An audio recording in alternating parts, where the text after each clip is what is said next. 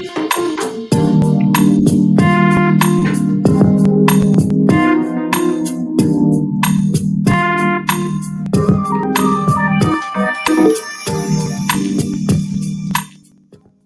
welcome, and welcome again, everybody. Welcome to another episode of Real Men Being Men. Welcome to another episode of Real Men Being Men. We got a great broadcast lineup for you this evening. Waiting on everybody to come in. But we have right now with us, we have Pastor. Pastor, how you doing, sir?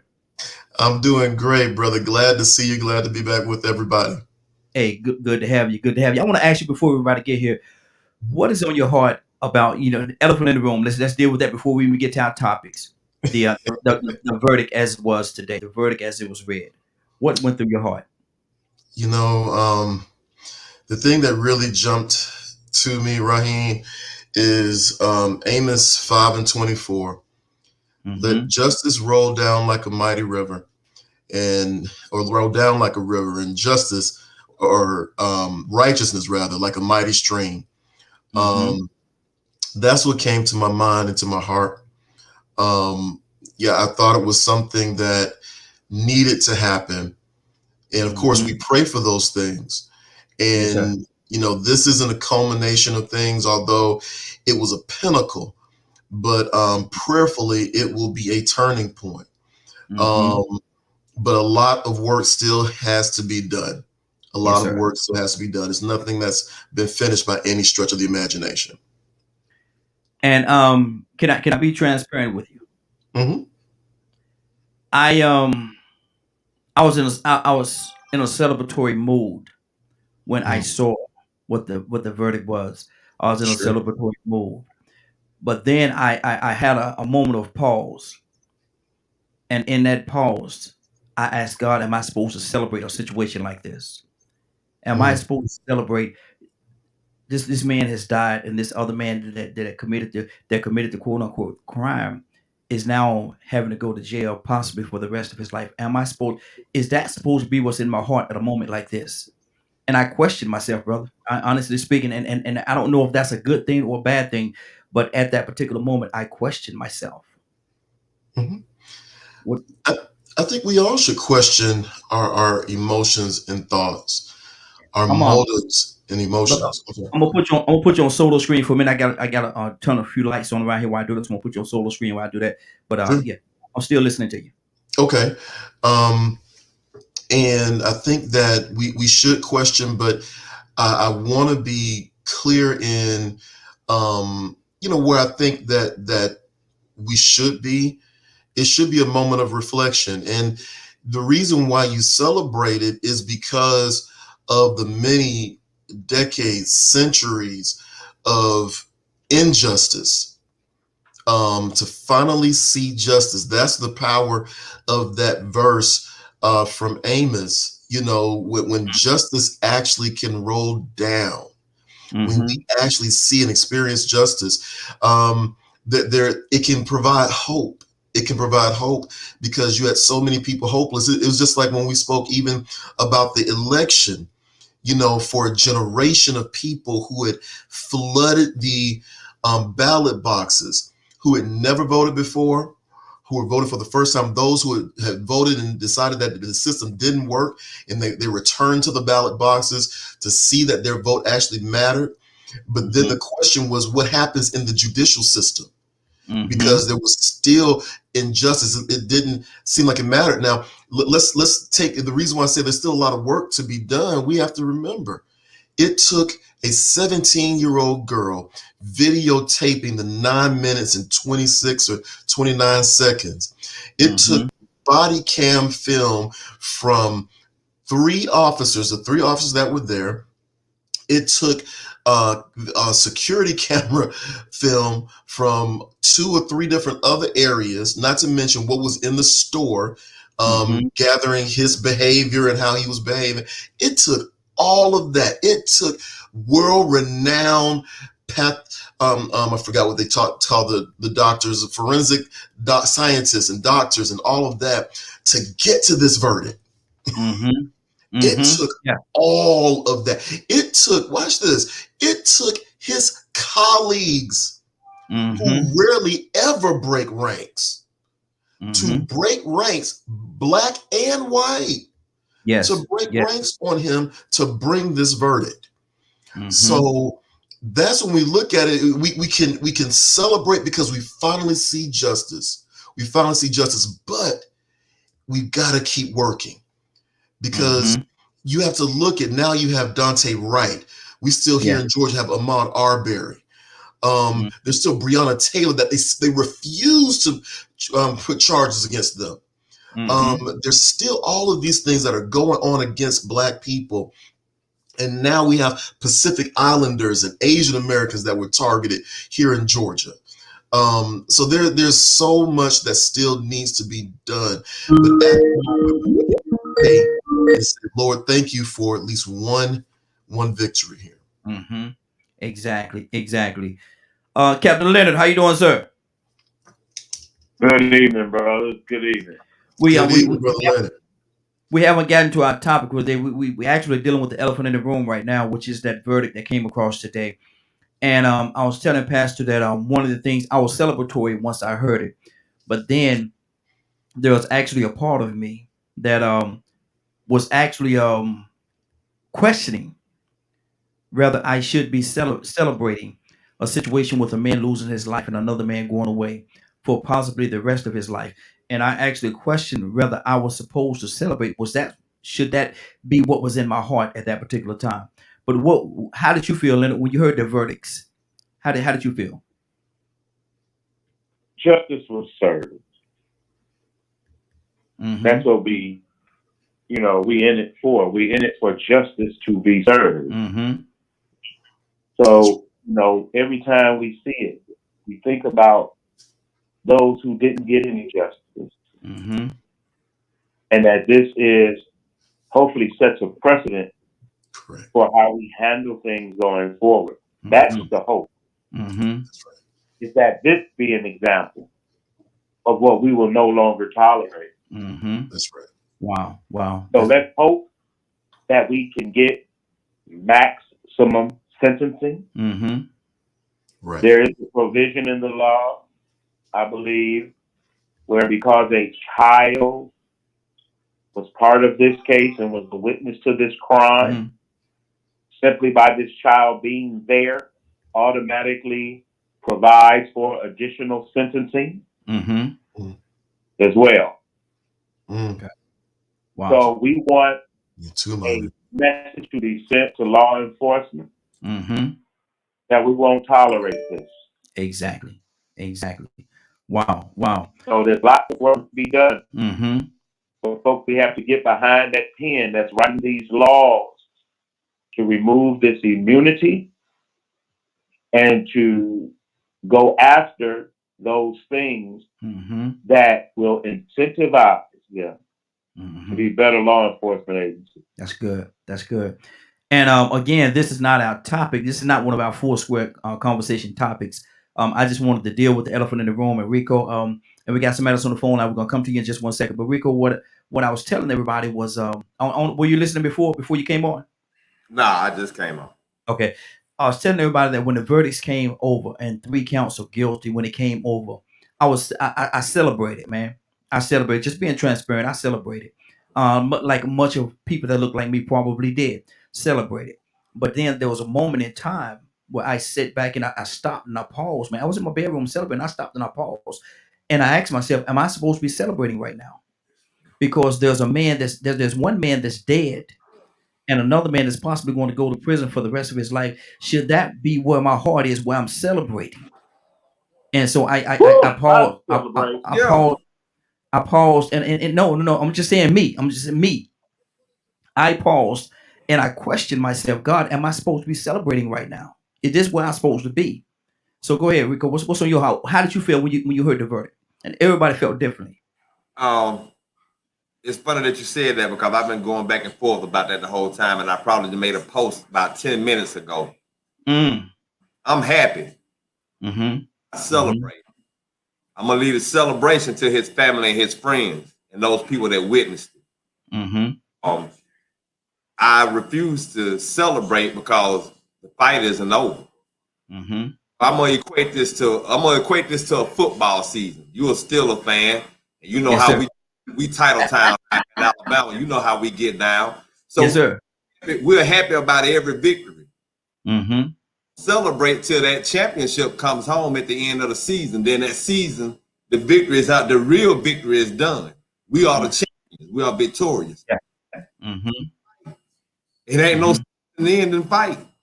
So the only thing we do is be happy about that one victory. Because out of that one victory, it's been 15 and 20 others that we lost that we should have won. We were cheated. We were cheated. So I ain't celebrating. I'm happy. I'm happy this time. Guess what? Ahmaud Arbery is on deck. Yeah.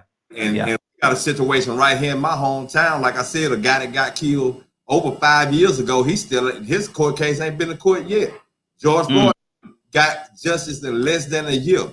That's but if the guy that I'm associated with doesn't get justice for the people that came in his yard and now Bush and assassinated him, I'm gonna be pissed. George Floyd family ain't gonna be pissed. Yeah. They ain't gonna be pissed. So I'm gonna leave the celebration for them because what they went through is something totally different than what I experienced. I was still mad and I was still disappointed, but I couldn't go through the emotions that they went through. I didn't suffer the loss that they lost. So I'm happy for them and I'm happy for Minneapolis. I'm happy that they set the tone, but the fight is far from over and the season, this season don't end. You know what I'm saying? Racism until we get a majority of victories in this, or laws are put in place to prosecute people severely that have authority for doing stuff like that, then I ain't gonna celebrate till we get that trophy. Wow, that's good. That's good. Cornelius, hey, good evening, sir. How you doing this evening? All is well, my brother. How are you? Hey, doing good, man. You heard what I said, man. I was questioning. I was before God in my bedroom, man, questioning: should my heart be right here where I'm celebrating? Should this be where my heart is? Cornelius, how did you feel? Because I know you was at work and I text you what happened. Guilty on all three verdicts, on all three counts. How did you feel? You know, I'm on the line with Rico, and to this extent, I'm happy for the family that they received justice in that aspect of it. Because when murder happens to a loved one or to people that you care so dearly for, you want them to have justice in return. You know, but am I happy about? I'm happy, and also in this aspect, they're not gonna burn the states down. Because if you got off, you thought Rodney King's situation would have been bad. Was bad when they burned down L.A. all over the country. So I'm glad that was that we don't have to go experience and see what the aftermath would have been if he would have got off. And another aspect is this. Think about this too, Raheem. Fellas, think back. When O.J. Simpson won his trial, you remember how the world reacted? All the blacks. Yeah. Remember how they celebrated? Because they felt like they got one over on the white folks. Everybody know OJ killed that woman and that man. But it turned out to be a big race thing. And because all the evidence pointed so much towards it, but everybody felt that the blacks felt like they got over on white people because a black man killed two people, murdered. That's nothing to be celebrated, you know. But that just shows you how deep rooted racism is in our country. So, in saying that, and in my closing in this part of it, dealing with racism, okay, the family got justice, but racism is still alive, man. So it's really nothing to really get too celebrated about because eventually it's going to be another murder again. A cop shoots somebody, or somebody shooting a cop, and all these things. And these are the things that it's hard to be upbeat about and celebrate, but I'm glad that it's going to be peace. Now, I'm going to say this to you. One of my spiritual fathers in Detroit that I talk to all the time, he made this statement to me.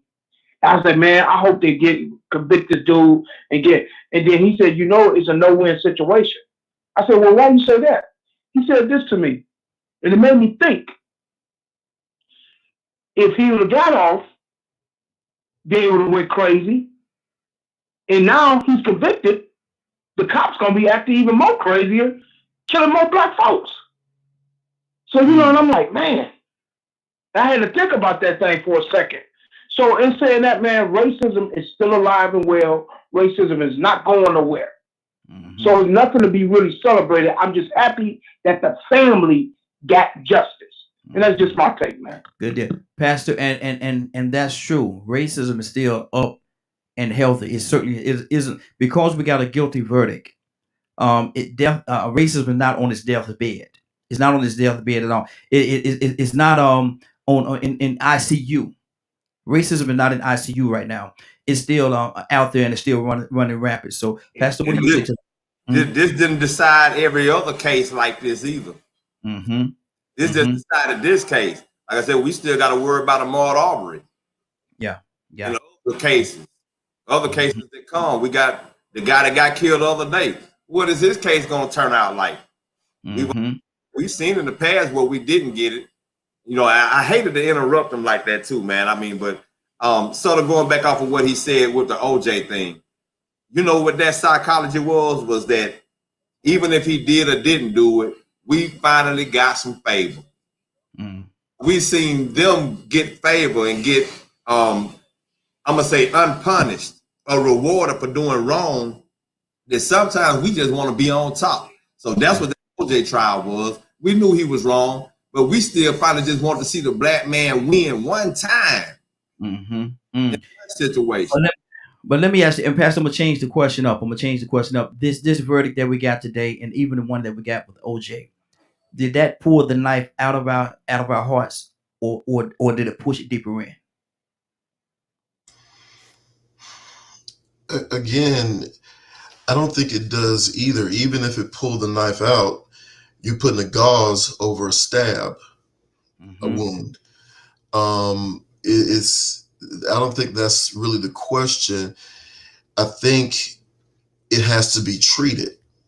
And the only way we can treat it is to continue to be active and pursue legislation that changes things. And that happens from the top down.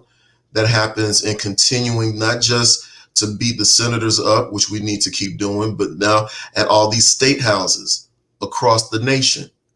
We need to keep doing that.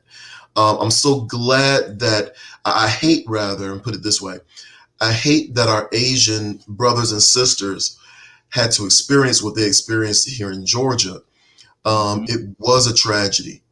I am grateful that that community now sees the importance of standing together, because it's important that we all stand together against racism and atrocity, because I believe it was Dr. King that said that injustice anywhere is a threat to justice everywhere.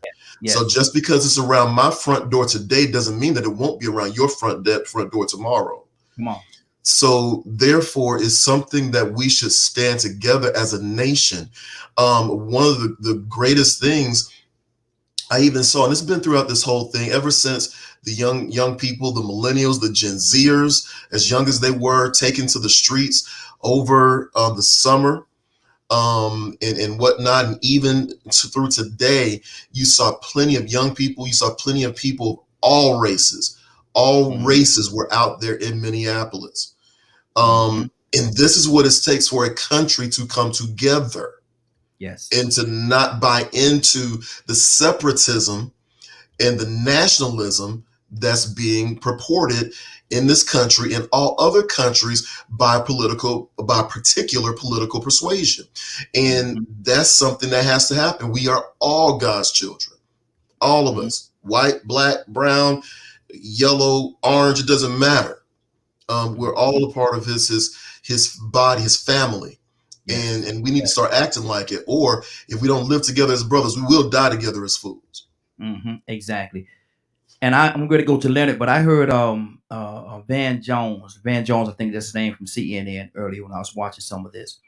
He was talking about the Black Lives Matter movement and how he said even he went through Iowa, and he made a joke. He said, "Iowa don't have no black people," but there was people that's actually out there in the streets of Iowa protesting Black Lives Matter. There was protesting Black Lives Matter in Iowa. He said he didn't see anybody that looked just like him, but he saw people that had the same passion and compassion that he had in this instance right here. And so, you know, this could be a piece of the puzzle in moving in a positive direction. Leonard, what's on your heart? You know what I'm going to do? Mm-hmm. My. I have to digest some things. Mm-hmm. Now, I'm going to ask Christians a question. You Christians, do you wish Jesus had come off that cross? Because he was innocent. Mm. But no, he's not going to come off the Yes, cross. sir. And yes, he was innocent. But at the same time, you also have to understand that he had a purpose. He had a purpose, and we all know what his purpose was. But go ahead. That justice prevails. Mm-hmm. Any other crime in the situation is just that. Mm-hmm. Everyone should be cheering the fact that justice prevails. There is no room for those who believe that you can hold hands with these wicked individuals and things turn out okay. Mm. The day if you're waking up every day, black man, worried about how white folks feel, examine yourself. Mm-hmm. Peace ain't worth living on your knees. Do you understand me? Come on. Peace ain't worth living in chains. Mm-hmm. Not one life that has been taken is less than any other. But if you reduce these people's lives to the sentiments and feelings of the oppressor, you might as well be over there with it. Mm-hmm. Wow. You do not join forces with wicked people and appease them this way. You must stand up for justice. You can't lay down and get it. You can't bow down and get it. You can't go to the back of the store and get it. You understand me?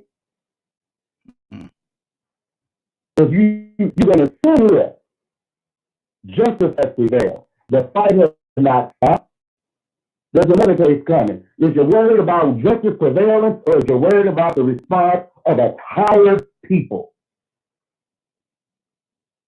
What do you prefer? Justice. Choose justice if that's you. Mm-hmm. But if you believe somehow bowing to the enemy is a way to resolve the situation. Mm-hmm. Exactly. Cornelius, what's on your heart, brother? You deserve the same fate. Mm-hmm. Go ahead, Leonard. Finish your thought, brother. They'll kill your sons, and they'll kill your sons. They'll kill your daughters, and you'll be sitting there on your knees praying for peace.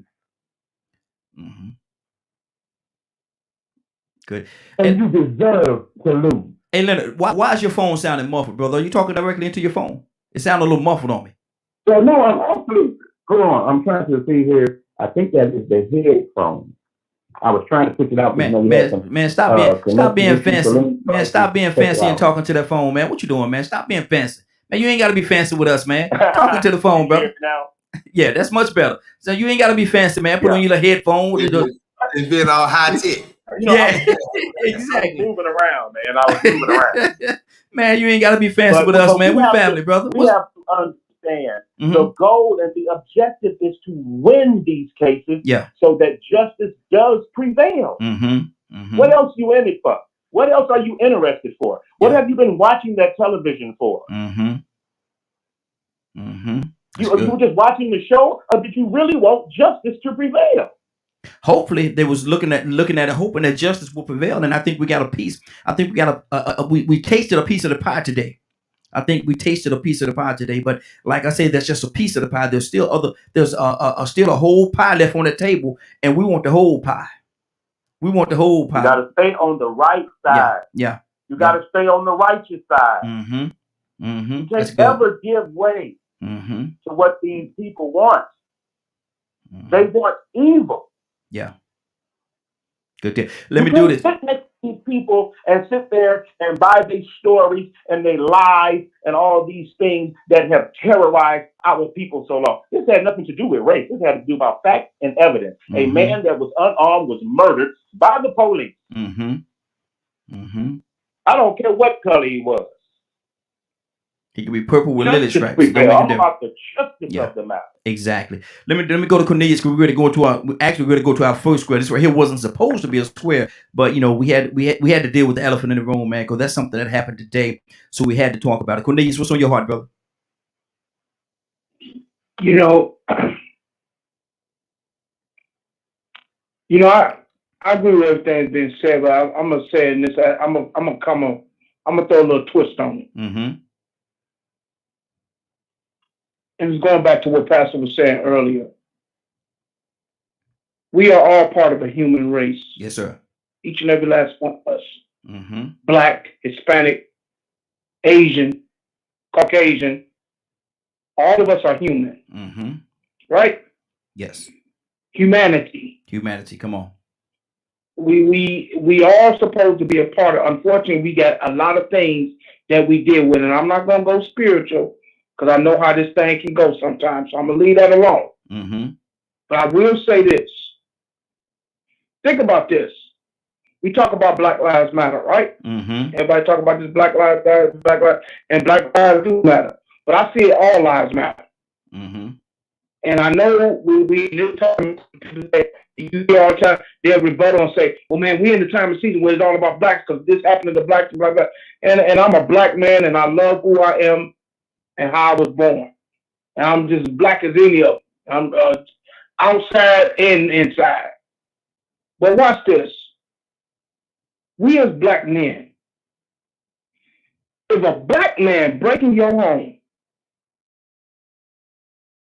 and he turns his back to you and he walks out something of value of yours, you ain't gonna like that. You're gonna be ready to shoot him in his head and kill him. Mm-hmm. Do Black Lives Matter then? Of course it does. Do it still matter? Yeah, it does. It does. But go ahead. Exactly, and that's my point. Mm-hmm. It's supposed to matter, but if a joker, and we talking about justice and laws, because that's the law. If a joker don't cause you immediate harm, and he breaks in your home, this is the law. You could be held liable for criminal action for shooting the joker for walking out the house with your stuff, and he's not causing you harm. And that's what I'm saying. Do Black Lives Matter then? If a joker taking something of value of yours, and you blow his brains out? Mm-hmm. That's the hypocrisy I'm talking about. We're supposed to talk about care about humanity. That's why we're talking about praying for peace and unity and humanity in society as a whole. But unfortunately, we're living in a time and season that we're operating under this lawless, rebellious society that everybody wants to do what they want to do and feel justified for their actions, and then they want to take accountability for the actions that they did. Mm-hmm. And that's where we at in our society. And that's just my thing. And I'm gonna say something to that. I'm gonna open up the floor for everybody to say something to it before we move to our next square. But you talk a lot, Cornelius, about responsibility, and I know how you feel real big when it comes to responsibility. As accountability. Okay, I say this right here. If this whoever he is gonna come into my house and think he's gonna do what he wants to do in my house, putting my family and everybody that's a part of my household in jeopardy. I think I have a responsibility I think I have a responsibility to defend my family. And does Black Lives Matter? Absolutely, it does. But that goes both ways. Did it matter to him when he came in my house? Did it matter? Did my Black life matter to him when he came into my house? Maybe I'm wrong on that. Pastor, talk to me.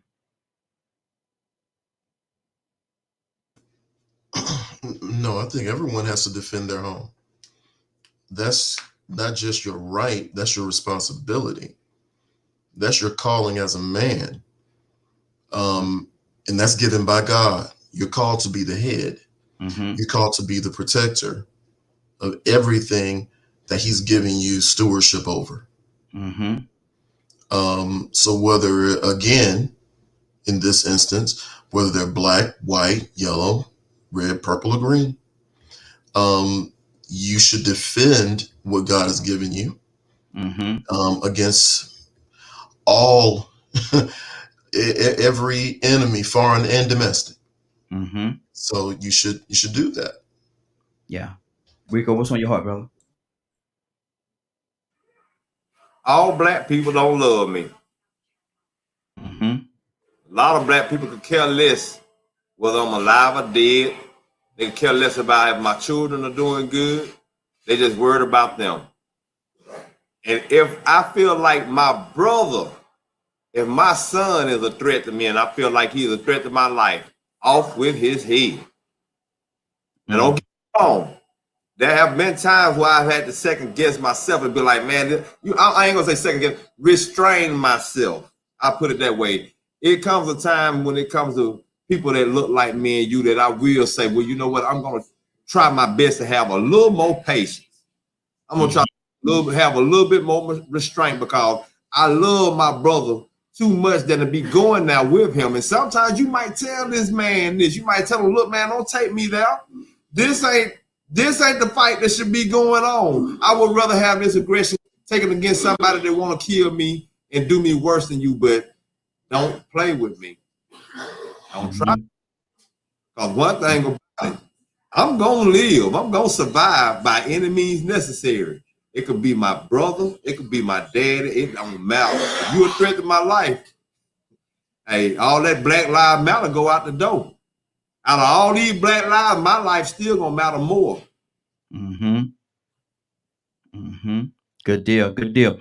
Let me see. We're ready. I'm having some issues with my Facebook feed here. You know how Facebook be tripping sometime. But let me see. Hey, I'm gonna tell you right here, really and truly, you couldn't lose sticking to this subject because it's the hottest topic in the world right now. Mm-hmm. Yeah. I mean, but if you stick to it, you probably have people tuning in left and right just to see what's going on because it's the hottest story on waves right now. Exactly. But and we'll probably before the how we're gonna do before the broadcast, so we'll probably come back to it anyway. But I got a few more. I wanna ask y'all this question right here. And Rico, I'm gonna start this thing off with you, brother. As a grown man, what is the best gift? As a grown man, what is the best gift you could give a growing boy? A growing boy? Yeah. Man. The best gift. So it gotta be something physical. Not necessarily. It don't have to be physical. Oh, wisdom. Mm-hmm. Wisdom. The best thing I can give a young person is some wisdom. Something that may prevent them from going through some of the obstacles that I went through or taking some of the same falls that I took. You know, and I appreciate that. But that's I mean, really what I want to do anyway is I want to try to blaze a path and make a easier path for those that come after me. So they don't fight the same struggle. And actually that's what our ancestors did for us. So I want to turn that favor. I want to give them the wisdom and give them the ways of our ancestors. I want to let them know why it's so important to be self-sufficient, to be able to know how to build a porch or build a house or to grow your own food in case it come to shove, how to survive. So yeah, I want to give them that wisdom to live. Good deal. Pastor, what do you say to that, man? As a grown man, what is the best gift? What is the best gift that you could give to a growing boy? Well, I tell you, I love what Rico said. I think he was spot on. Wisdom is definitely something you want to give. I think what I would give to a growing boy is knowledge of who he is. Mm-hmm. I think he needs to know who he is and whose he is, so he can't be deceived. Mm-hmm. A lot of times we as men, we get deceived trying to figure out who we are. Yeah. Trying to figure out where our identity comes from. Mm-hmm. And we chase a lot of things, go down a whole lot of avenues. But if you can help that young man know who he is and who he belongs to, you're going to help him save himself from a whole lot of challenges, whole lot of problems, chasing people that he would not chase if he only knew who he was. Come on. Mm-hmm. That's good. That's good. Cornelius, what would you give as a grown man? What is the best gift? Cornelius, what is the best gift that you could give to a growing boy? A couple women and some money, and you know. Listen to this dude, man. Listen to this No, I'm dude. just joking. We're gonna take them to Magic City and break them in.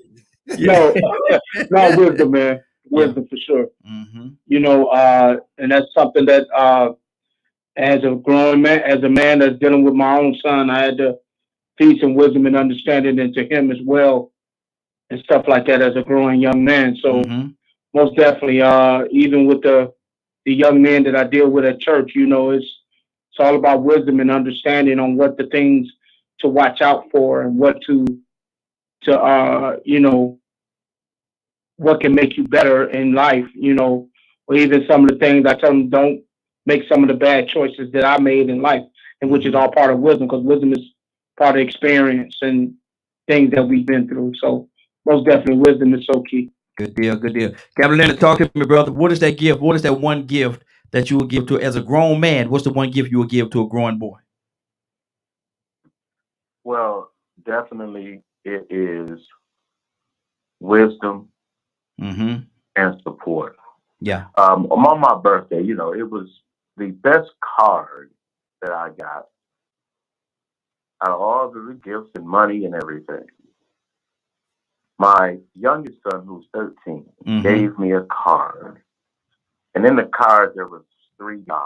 And the card said, "To a man of God." Wow. I could lay down right now in that grave and be satisfied. Yes, sir. Yes, sir. Yes, sir. Yes, sir. Because I want them to know God is the answer. That's who trust. That's who you put your faith in. If everything else falls from around you, it is up to you. Come on. To represent the God that you serve. Now, Leonard, I'm gonna go ahead and ask you. This is what's important. Hold on, Leonard. I'm gonna go ahead and ask you, man. I'm gonna go ahead and ask you. Now, ain't nobody that's gonna ask you. I'm gonna ask you because I'm the question asker. That's what I do. Ask questions. Yes, now, sir. when you got that gift and you got by yourself and that moment hit you, brother, did you shed a tear or did you have to hold it back just a little bit? You know you know what I mean, brother. Talk to me. You can tell me. I praise God for the fact that He had given me confirmation. Yes, sir. That my son saw Him in me. That's good. That's good. Now, I may not be able to get you to do right all the time, and you're going to make some mistakes and everything. But you could say, my father trusted in God. Exactly. I don't care about nothing else. That's good. That's good. That is what is important, is that these young men would love, and we've gotten to believe that they put their trust in other people and this, that, and the other. Let me show you how I trust God and how God trusts me and how I go forward. Come on. Let me show you that. I want you to be able to think yourself through issues. I want you to have a relationship with God, so whenever you decide to go wrong, the Holy Ghost tells you, come on, that you at least hearing. Whatever you choose, at least you hearing. And I think that's the gift that you give them. You give them your relationship. You teach them about your relationship. Yes. When it gets, what do you do? Because they're gonna want to know what about when it get rough? What am I supposed to do when this, that, and the other happens? And if you can't, if as a man of God, if you can't share that with a young boy, then examine yourself. Do whatever you need to do to make sure they get that, because that is what's going to live longer than you or anything that you do. Say it. Yes, sir. And I'm gonna tell you something. You touched on something, man. Because I don't normally answer the questions as I put them out there. I don't usually answer them. But I'm gonna tell you, you touched on pretty much where I will go and where my mind was when I said that. And I would give them freedom.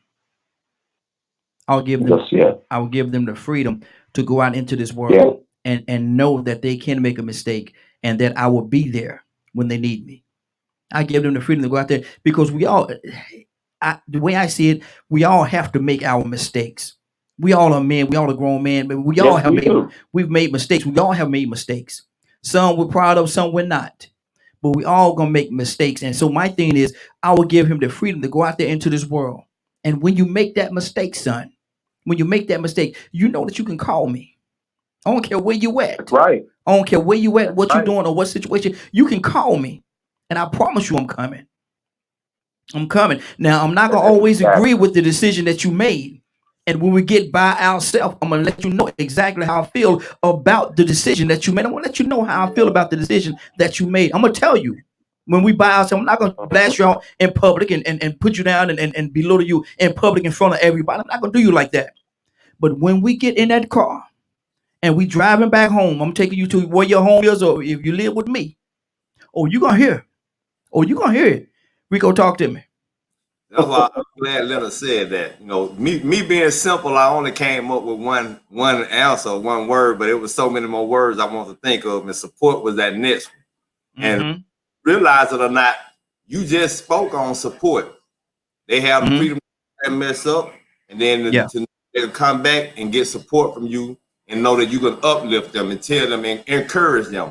And you know why I'm glad you came back around, because if I could give them more than one gift, I give them the will to know what compassion is. Come on. I would teach them courage. I would teach them righteousness. Respect. Come on. We're putting them the will to do what's right and defend people or defend the vulnerable, not to be. You know, so it's many more different things that I would throw in there. But when he said that about support is so huge, especially a one man to a young man. But yes, sir. I'm gonna tell you what most young men, black men, will want more than anything from an old male: consistency. Yeah. They want some consistency. So I would definitely try to give them that too, because one thing, you could tell them everything right and then be inconsistent and show a double standard, and you will instill that in them that that's the way that you should be. Just do what's right when it benefits you, and do what's right when it benefits you. You will actually be teaching them what we've been programmed in this society that we've been brought into. It's double standards. Yeah, we're gonna write a constitution and a preamble standing on we are created equal and we the citizens, this and that, but we ain't gonna really mean we. Women or black people. So we gotta be consistent, because one thing that the younger generation does notice is the inconsistency in the double standard in history, throughout history, and even coming from the household. Exactly. We got a caller. We're gonna go to the call in just 1 second, but right now I'm gonna go back to Pastor. Pastor, what's on your heart? What do you say to that? Man, there's so much, Lord, that's bubbling my spirit. You know what? My son's finishing up his second year in college. His first year, he had a major paper in his English class, and I remember getting an email from him, a text message from him, while his mother and I, we were in this conference. And so we're in the conference, they're up speaking and we worshiping and all this stuff. And I get this text: Dad, I just sent you an email. I need you to look at it. I said, all right, son, well, as soon as I get a chance, I'm gonna look at it. So 15 minutes go by. He says, Dad, did you read it? Did you read it? And so I'm looking for the email. I said, okay, son. We sat down. So I said, give me a second. And so I saw he sent me his paper. And in the paper, it said, of all the things that I can say about my father, the most important thing I can say is that he's my hero. And he began talking about, even with the imperfections that he may see in himself, he understands that he can be greater because he's seen me overcome imperfections in my life. But I never quit and always kept standing. Every birthday, my daughter sends me a message. And the last one, she talked about, you know, Dad, I love you so much because I see you take care of us. I see you provide for us. I see you do these things. And even though Grandma is in heaven, I see you taking care of Granddaddy. And all of these things, I understand what a father is supposed to be. Come on. So those things, you know, if nothing else, I'm like, Lord, they've been watching and I've been doing something right. Out of my imperfections, my mistakes, the time I missed it. But Lord, they saw something of value. Because I've been laboring to do what's right, even when I made the mistake, but I keep going and they see that. Because there's a motto in my house: you never quit. If you're brown, you don't quit. I don't care what it is. You keep going. You may have to change direction, but you don't quit. So that's what just jumped in my spirit when especially when I was hearing what Leonard was saying, especially what Rico just said. Yeah, absolutely, absolutely. Donald Toussaint, good evening, sir. How you doing this evening? Hey, good evening. I'm doing all right, brothers. How y'all? Hey, doing good, doing good. Good to have you, brother. We're asking a question, and the question that we're asking right now is, as a grown man, what is the best gift? And it don't have to be anything physical, but what is the best gift you could give to a growing boy?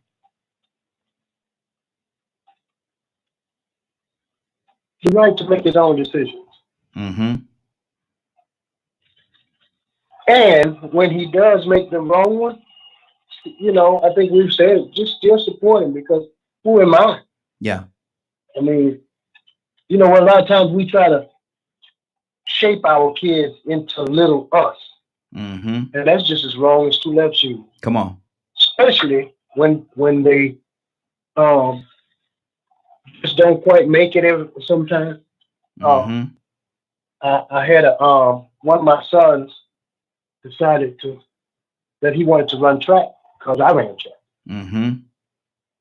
And I just told him, do him. Yes. Not me. And you know, my kids know, my children, they're grown now. Thank God.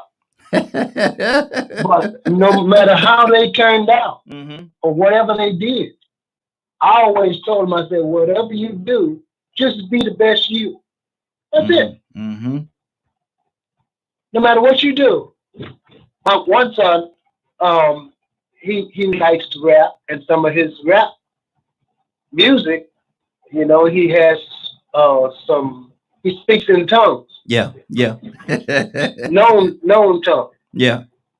And I made the comment on his post. I said, I wonder what people think when I hear what I would say when I hear my son's music. And my response was, that's my child. That's it. Because we have a tendency, again, to want to try to make little us. Yeah. And every one of these kids, I don't care how many children you have, every one of them are different. So you can't clone all of the rest of them because they individual. Just let them make mistakes. That's good. Learn from them and move on. Absolutely. Just don't make the same mistake. Even if you make the same mistakes as that. I just want to drop in, you know, brothers, and say good evening, really. Man, what you mean drop in, man? We got another hour to go, man. What you talking about, man? We got. I already know y'all got another hour. I'm gonna stay on as long as I can. Okay, good deal, good deal. Cornelius, what's on your heart, brother? Talk to me.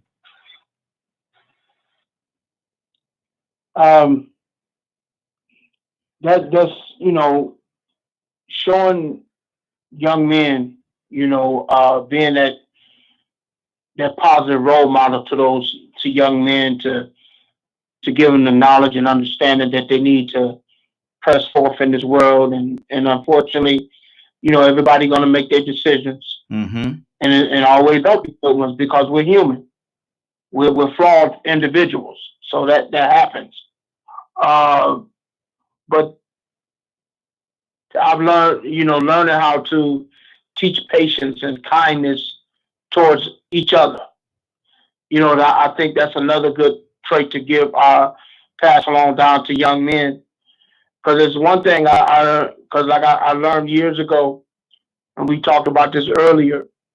Racism is not born; it's taught, and that's something that where you want to be able to teach people or young men to love individuals, not as Martin Luther King would say, not for their skin, but for the content of their character. Yes, sir. And that's something that's so key, that we got to be able to respect people in their character. Now, the Bible tells us to know those that labor among us. But, everybody got personality quirks. That's something that we miss, even in the church. Everybody got personality quirks. Yeah. You're not going to always agree with some issues that people have, because we all come from different walks of life. So that's the wisdom that you feed into people and try to help them understand that where everybody is not perfect. We all striving for perfection, those that are Christians. You're trying to strive for perfection, but you got personality quirks. You got issues that you deal with. And I learned this in this walk when it comes down to the things of God. God is a mighty God, man. If he wanted us, if he really truly wanted us to deliver from sin, he would have did it, because some things would instantly change. But some stuff is therefore a thorn in the flesh to keep you humble. And that's the personality quirks that you have. So you got to make sure that in that you feeding wisdom to the people, because you got so many people say the church is a bunch of hypocrites. But you got to understand that we all come from a different walks of life, and we all try to grow and strive to perfection. Exactly. No one on this earth is perfect. No one. Absolutely. And Raheem, I got to get ready to get back to work. I told you I got a busy night tonight. Yes, sir. Yes, sir. So it's always an honor to be on with you, man, and the fellas. Yes, sir. Yes, sir. Definitely appreciate you, man. So love you, man. Hey, love you as well, brother. God bless. All right. Leonard, talk to me, brother. What's on your heart? This growing young man, this growing boy, is your responsibility to place in him. What do you give him? It's like I like that whole the freedom thing, and I told my sons, especially my oldest one, I am here to facilitate your best decisions. That's my role as your father. My role still and will always be to facilitate your best decisions. And that's what I try to do. I don't want to run their lives. I don't want to be their king and all that type of thing. I want them to be men in their own right. Yes. To be able to speak clearly and defend themselves and their family. That's good. That's good. And that's what we believe is right. I love the verse that says about Christ. And it refers to the fact that Jesus grew in wisdom and in stature and in favor with God and men. That's how good he was. Exactly. That's how good he was. That's good. That's good. Okay. So we have to do that. Like I like what Rico said. You have to show young men compassion so they'll know what it looks like. You know what I'm saying? Absolutely. So they'll know mercy is okay when it's time. But justice has to prevail. That's good. You have to be about what's right. All day, every day. Every day. Exactly. If you're not, you're wrong. You don't sit and be trying to figure out how you gonna convince the devil he wrong. He don't care. God made us all and gave us all free will. Free will to choose whom we will serve. Him or man. Mm-hmm. Good deal. Good deal. To give in to anything wicked is to serve man. Mm-hmm. That's good. Rico, talk to me, brother. I'm gonna throw a little bit more, a little bit of resilience in there too. Mm-hmm. They got the. It's one thing to be courageous, but then it's another thing to learn how to get up after you fail. Mm-hmm. Continue fighting when the deck gets stacked against you. How to stand tall, stand strong. Mm-hmm. You look at what happened today. Once again, going back to that trial. That was a strong family. George Floyd's girlfriend, she was a strong woman. Yes, yes. And it took that. I mean, for all of them. I think about Kendrick Johnson's family. I think about Trayvon Martin's family. Man, they got to be strong because some people are calling them cowards. Mm-hmm. That's right. And so they have to be resilient and stand in the fight the way that they are fighting it, whether it's going around and supporting other people that's going through what they went through. Fighting justice to make sure other people get justice in case it happens like that happened. Because a lot of people suffer through that. I mean, and so when I say you got to be resilient, I know one of the prosecutors in that George Zimmerman trial. He had a stroke after that. Yeah, to practice. Now he's back to practicing law, but he's not an attorney up that high anymore. He didn't want anymore. He don't want no part of that part of it again because he thought they had won that case.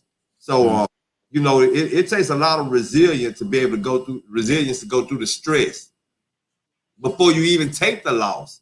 Then to get back up, or imagine a prisoner that's in jail, wrongfully convicted, looking at the death penalty. Resilient. They can't afford to give up. Yeah. Because so many people do lay down and give up and say, you know what, ain't no need of me fighting. You better leave them folks alone. They're going to fire you. You better be quiet. They're going to run off. Like it ain't hard for you to get. You got to be resilient and say, you know what, I'm going to stand for what's right. I'm going to stand strong. And I'm going to stand strong on my beliefs. And if something go wrong, I'm going to be resilient and push on and I'm going to survive. I'm going to move on to the next. Point blank, period. Point blank, period. Pastor, we got 1 minute before we go to the next square. What's on your heart?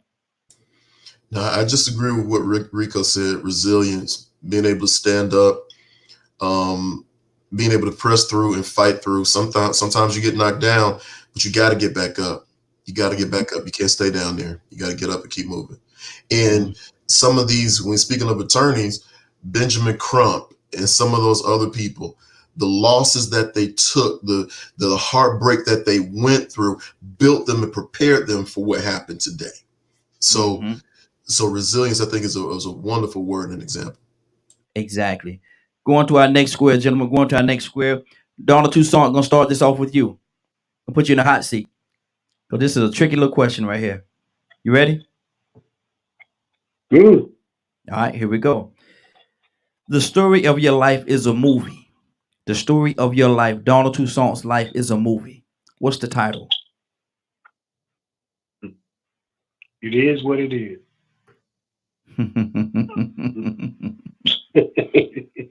It is what it is. They got many scenery. They got drama. Oh man, I can imagine. Lord have mercy. It is what it is. You know it's something when he say, "Lord have mercy."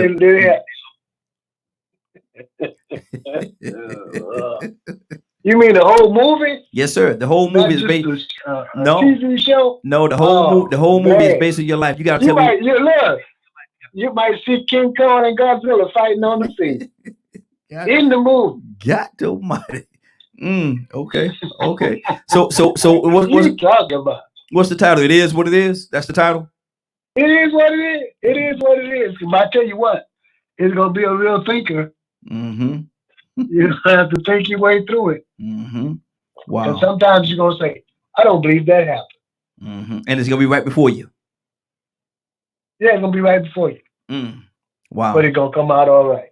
Yes, sir. Yes, sir. Rico. Boy, I don't know where we're going to go right now. Lord Jesus. It could be better or worse. That's the title. That's the title. It could be better or worse. Cause I ain't gonna lie, man. I got a story to tell. And so we're like, man, I didn't know you went through all that, man. You You know, people tell me all the time, you need to write a book, man. I didn't know you went through the stuff that you went through.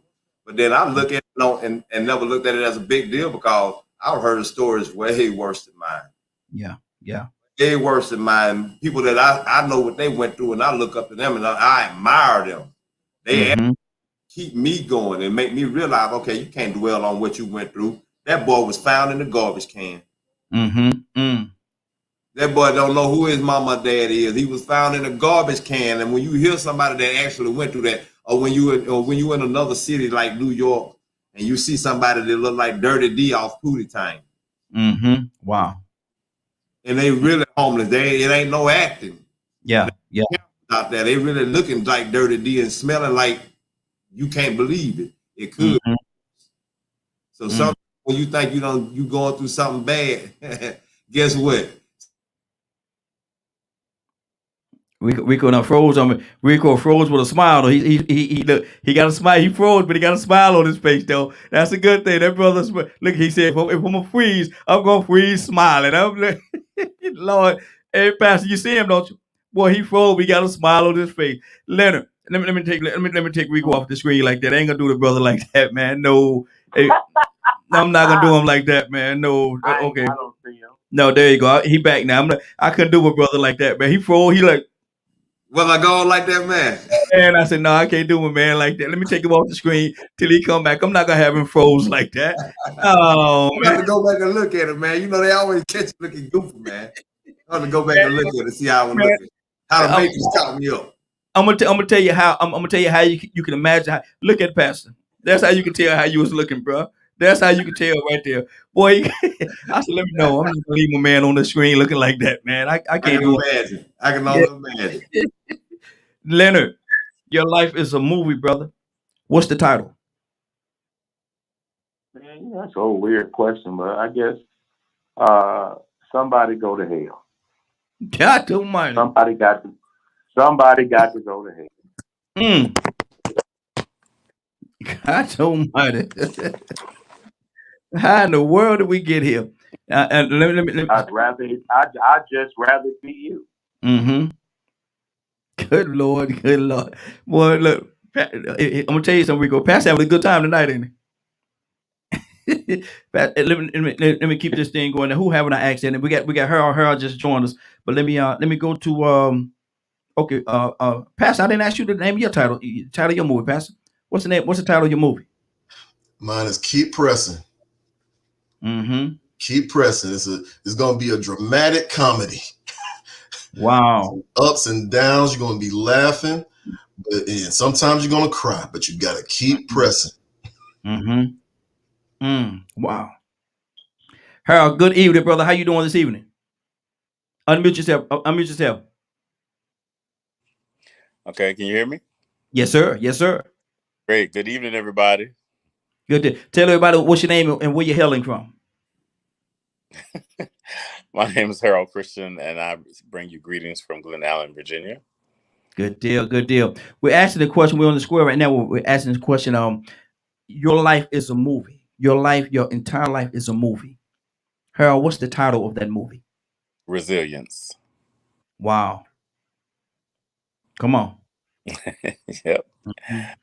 Yep. Because I've been able to bounce back from many things in my life, and a quote that I came up with is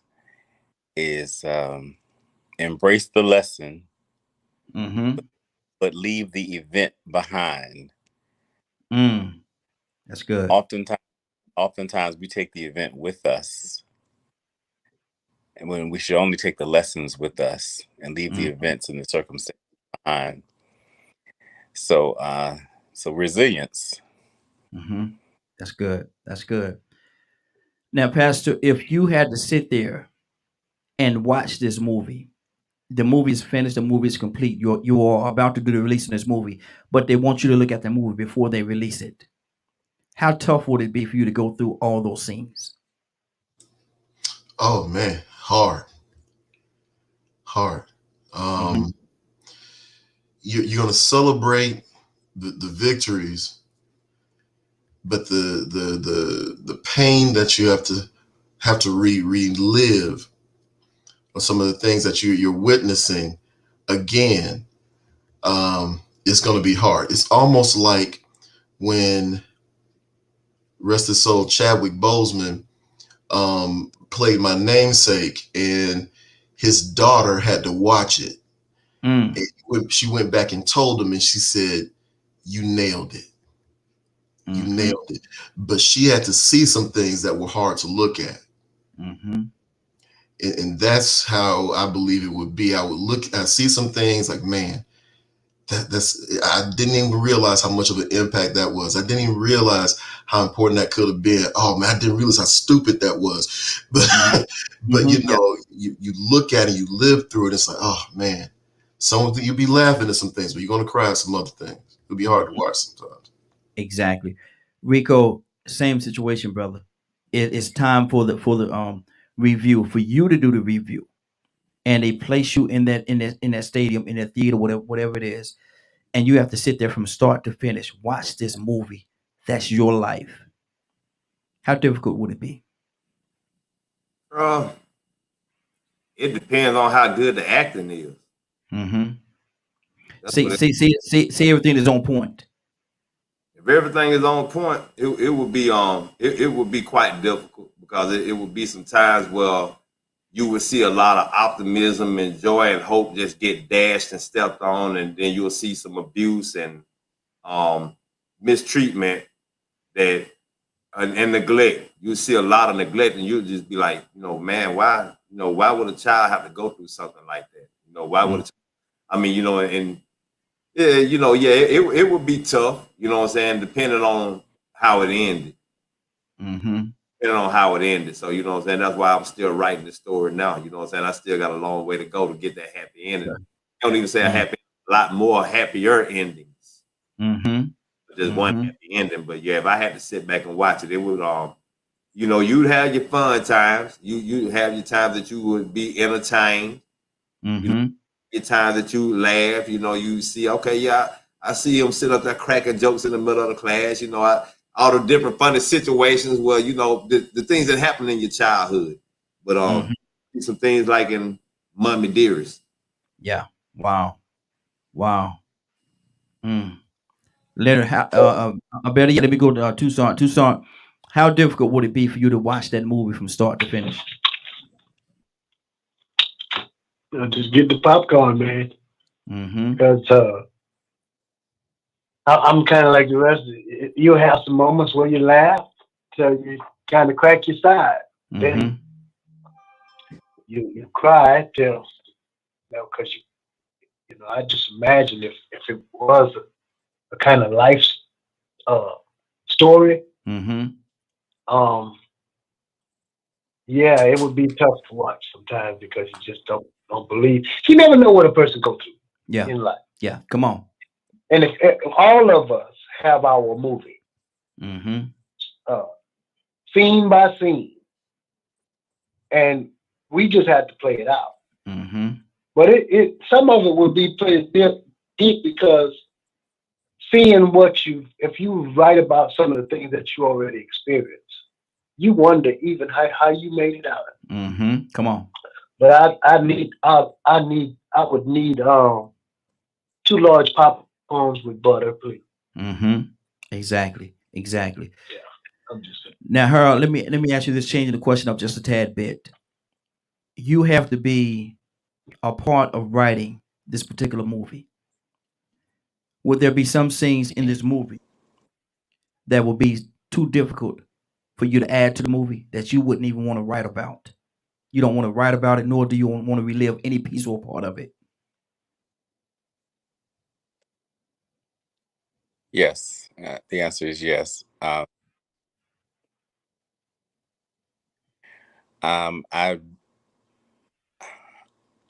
Okay. As far as writing about it, I would want to write about it.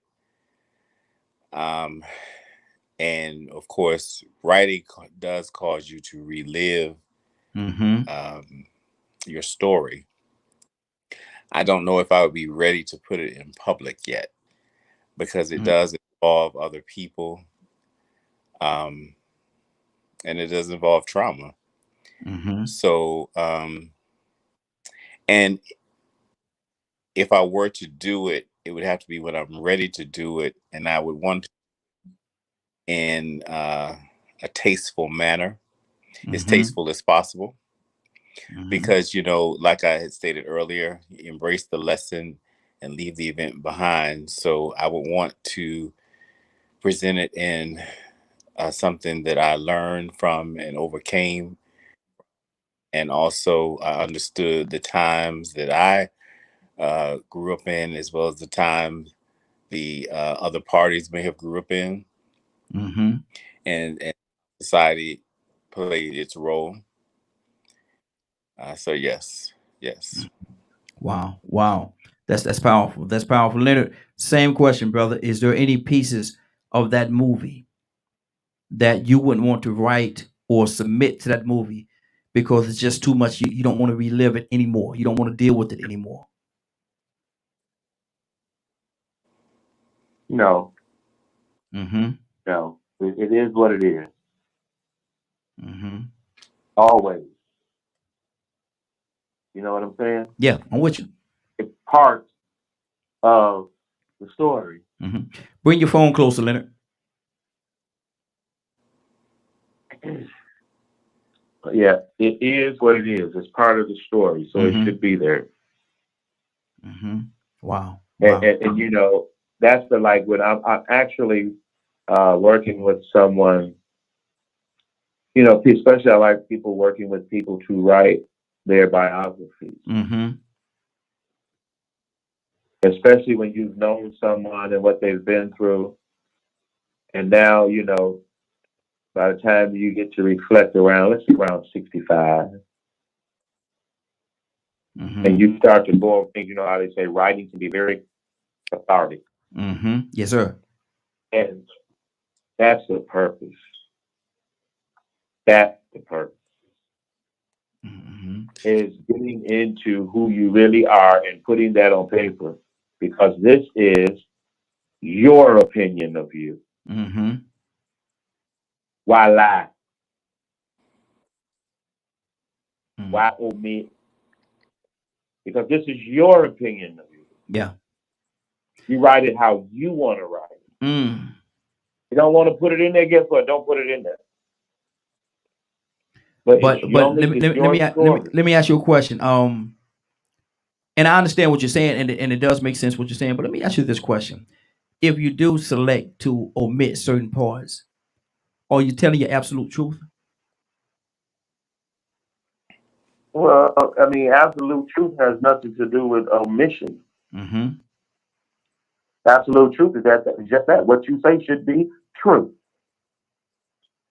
And the truth could be that, you know, it's too much of a situation, it's too much of a pain for you to have to deal with again. But the truth it is also that it did happen. I understand what you're saying, but the truth could also, and the truth is not could also, but the truth is that it did happen. Now, whether you want to get to the point, or whether individual, not you in particular, but rather individual want to relive it, that's a whole different story. But I think, and my answer to that question will be, I wouldn't omit anything, because even though it's painful as it is, I had to go through that, and I like to feel like I use certain things, certain pains in my life to get me to where I am right now.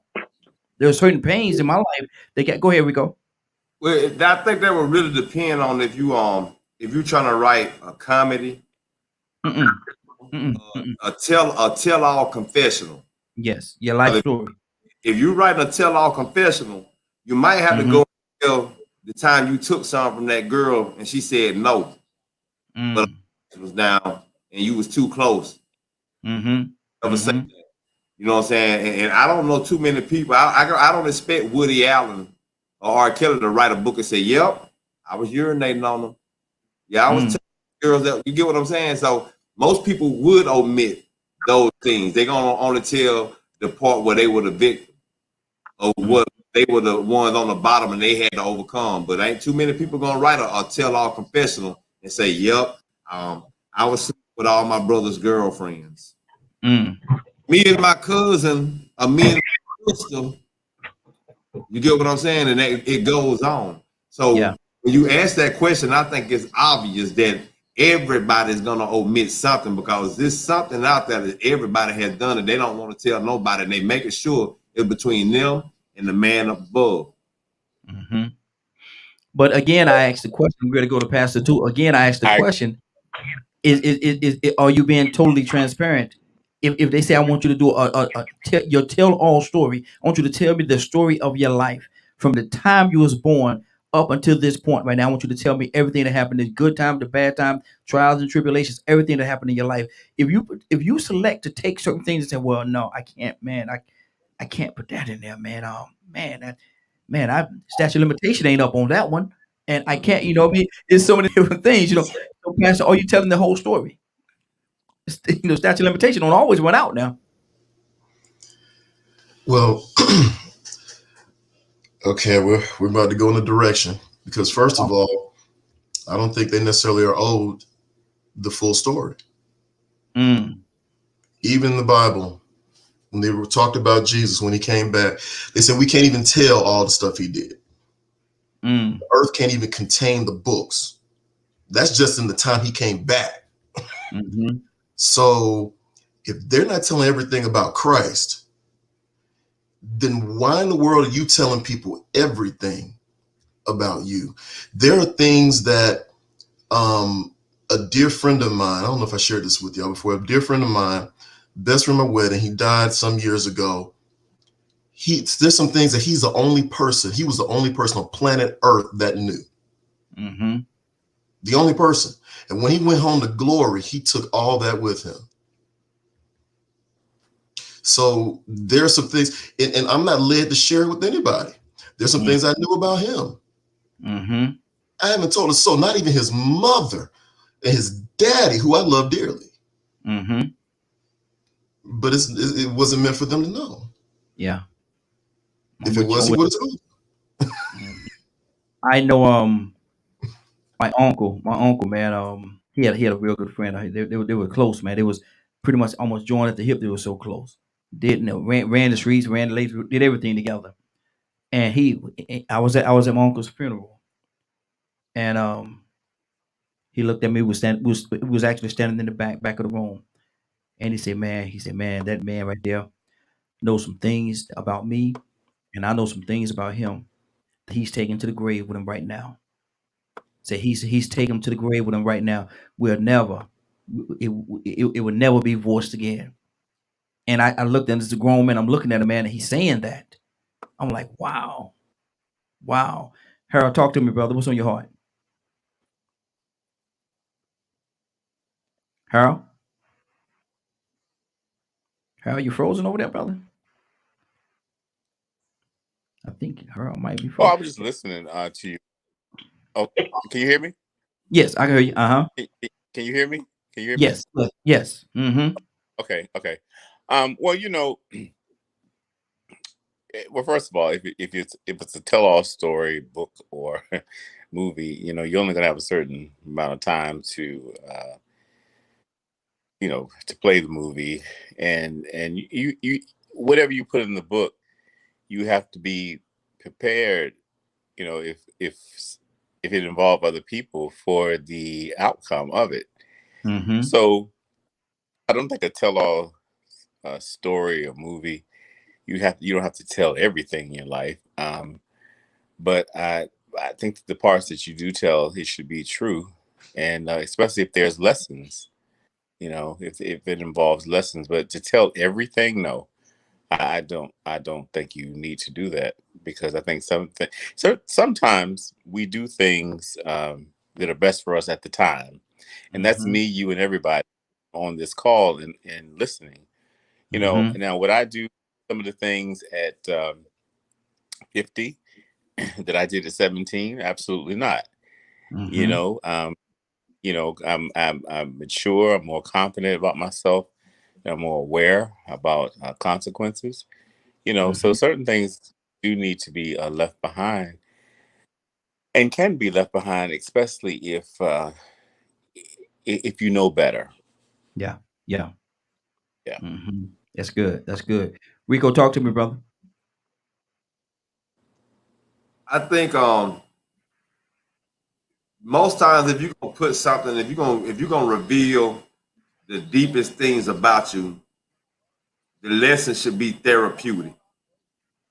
It should be not only for you, but for other people. So that's when if you could get something good from it, then yeah, reveal that. And at that point in time, some people have revealed some very deviant secrets about themselves to show you where they came from. I mean, look at Oprah and Maya Angelou. They could have kept them. They could have kept those secrets and just went and did what they did and been world renowned. But they chose to tell you, you know, look, when I was a little girl coming up, man, people in my family did things to me. You know, but that was therapeutic. I think I said the other day, a lot of times when I find myself in a situation where people are leaning on my shoulders, I know that they need some type of mentoring or just some kind of guidance. I often refer to other people. Maya Angelou and Oprah Winfrey is one of them when it comes to females that have been through that same situation, but they decided to be promiscuous or loose, or they've given up. And I tell them, look, man, you don't have to give up. Guess what happened to Oprah? You don't have to give up. Guess what happened to Maya Angelou? You know who this one is? And so, you know, if it can be therapeutic and it's actually been therapeutic for you, you've grown from it, you learn to move on from it and progress, grow. Then I think it's very valuable for you to go ahead and put that in now, unless you're going to end up doing some prison time.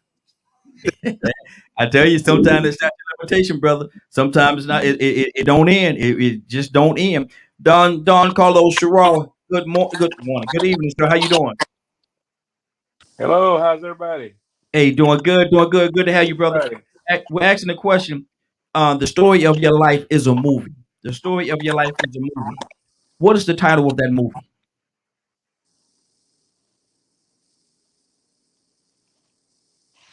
It would be God sure loved him.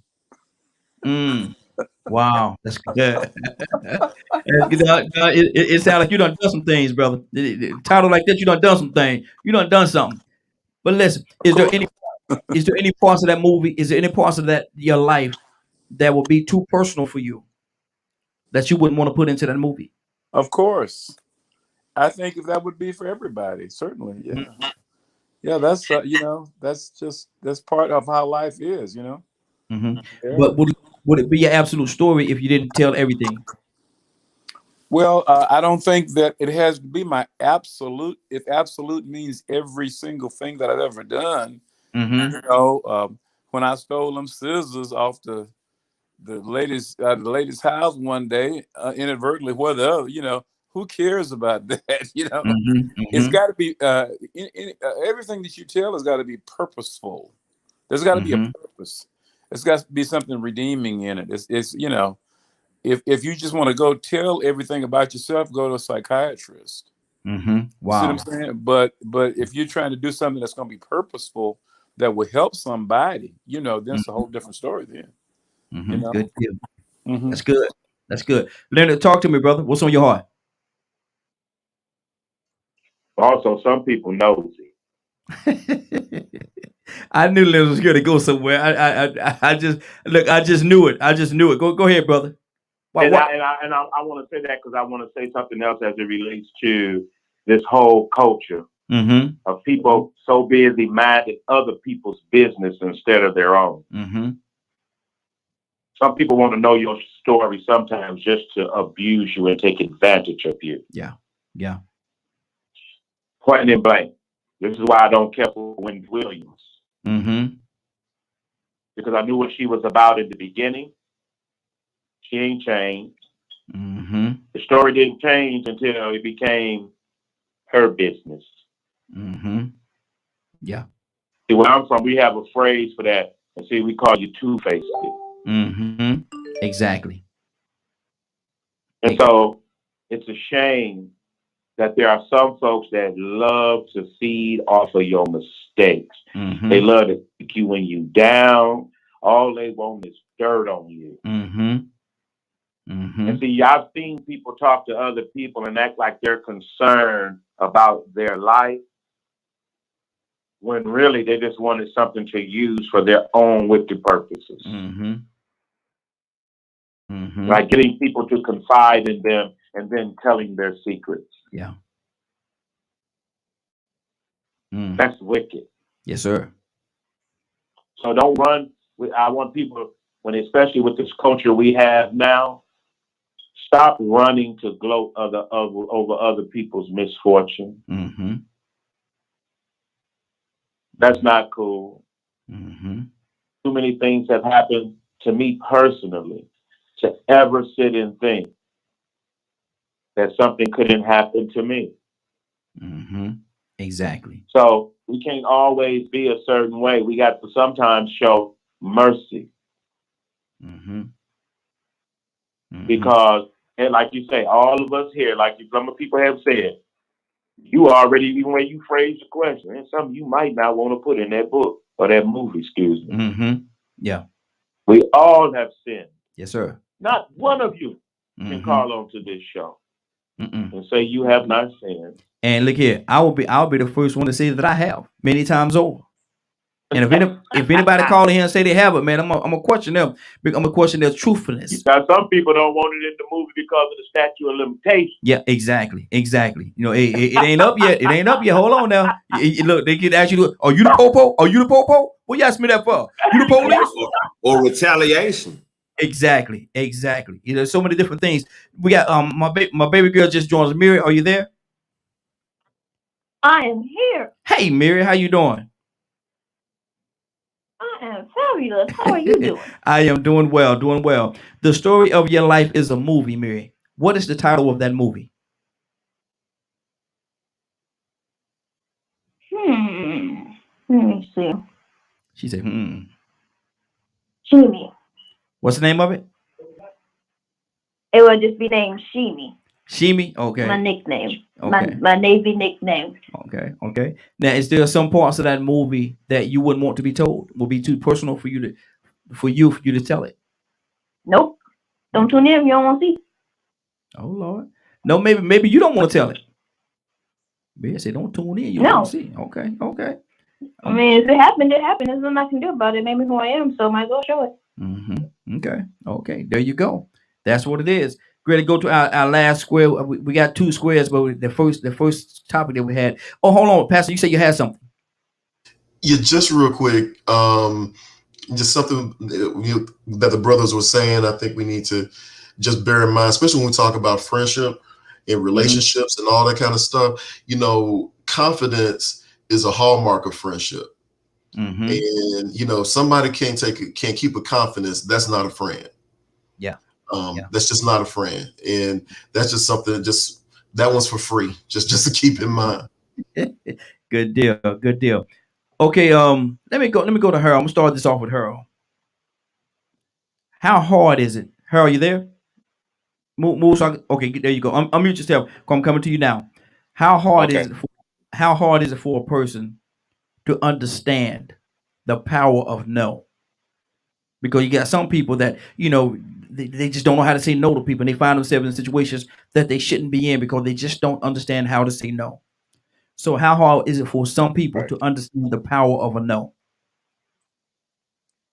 I think that people who don't understand the power of a no, they don't understand what respect means, how to respect themselves. Because you have to have a balance with yourself, with your children, with your family. And if you if you're not strong enough to say no, then you have a problem with respecting yourself. And that can cause a lot of problems.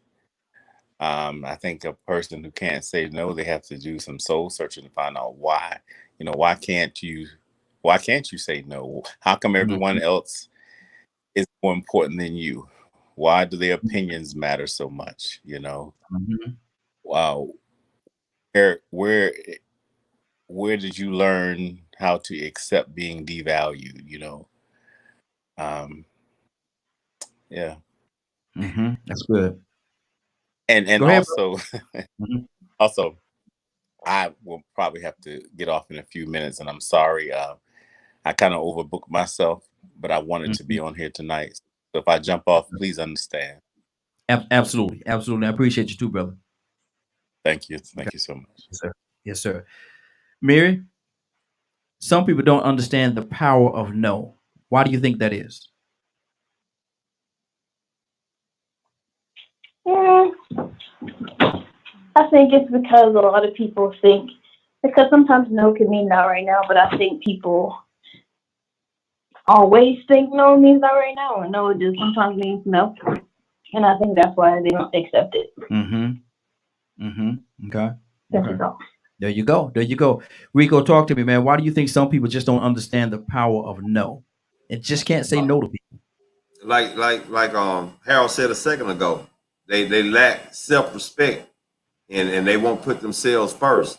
So, some people do it because they don't want to disappoint others, and then some do it because they don't want to be disappointed because others are mad at them. And so like you see it in younger people, or we experienced it a lot when we were young. But to believe it or not, as we get older, that mindset still exists. I mean, let's go back to George Floyd. The other cops didn't say no or stop to Derek. The police, that fraternity, that blue line, for some reason they refuse to stand up for what's right all the time, and they'll co-sign for each other. They'll condone each other's wrongdoing. They won't police each other. They won't say no. I'm not going to tolerate that. No, don't do that. No, get off that man, Nick. He might die. So, and the thing is they don't want the backlash. Oh, what you taking up for the gay guys now? Oh, you like niggers now? Black nigger up? I mean, so, it's like we don't want to get persecuted by those that we might look up to or that we might have in high regard. Some people are considered elite or upper echelon or popular. And so when they have that image or they have that pedestal, that platform, a lot of people like just having a piece of that. They like being attached to somebody that's doing something. So it's hard for you to say no to somebody that you want something from, even if it's attention. It may, you might not say no to this man because you wasn't used to having a hump, but now you make 6 figures. And a lot of the humps want you. A lot of the guys that didn't talk to your type of girls back in the day, they want you. And they ask you, baby, my credit bad. I need a down payment on this car. Oh, baby, you gonna do me like that? I can't work if I ain't got no car. I can't say no to you. They look for a reason to say yeah because they don't want to disappoint. Then they don't want to lose out on their access. Wow. Leonard, talk to me, man. Why is it that some people just can't find it in themselves to say no? Don't understand the power of a no.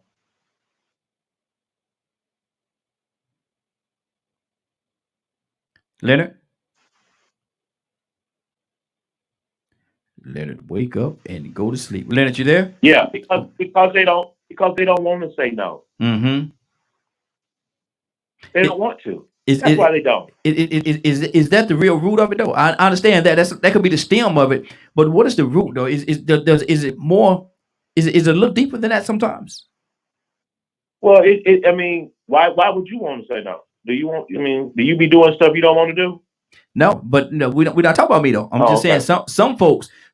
I've seen people. Well, we need to find somebody that do that. I don't know. My thing is this right here. Some people, I have to say no for them. I said, nah, man, you don't want to do that. Nah, man, they ain't gonna do that. No, don't worry about it. They ain't gonna do that, man. But it's not. Man, do you want to do it? Not really. Well, why are you doing it then? Some people just like that. Some people not. Some people don't have that. I'm not gonna say backbone, but just don't have that ability to feel. And like I think it was Rico said, they don't want to feel like they let people down. And so, then that would be the reason why. They find themselves in a situation talking about, I ain't want to disappoint them. You're disappointing yourself, Pastor. What do you say to that? Huh? Go ahead, Leonard. Like you mentioned before, because man, let your yay be yay and your nay be nay. Absolutely. Absolutely. It's. I mean, I try not to. You know, that's part of practice. Mm-hmm. It's making decisions, Mm-hmm. and make sure that you know why you don't want to do things if you don't want to do them. You definitely shouldn't be letting people persuade you to do things you don't want to do. Mm-hmm.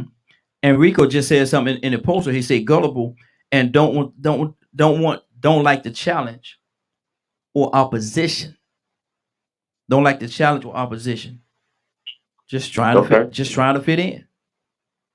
Yeah, maybe that's why I don't understand. Exactly. Pastor, talk to me. Why do you think some people don't understand the power of no? Because they spend more time focusing on how to please people. Trying to please people, trying to please other folks. And I want to say this without, I don't want to go in a super spiritual bend, but you know, we want to spend time focusing on how we can please God. Mm-hmm. Focusing on how we can achieve our goals, focusing on how we can, you know, prosper ourselves and prosper our families and, you know, accomplish what we believe we're called to accomplish. If we do that, then there's no way to do that without saying no. Mm-hmm.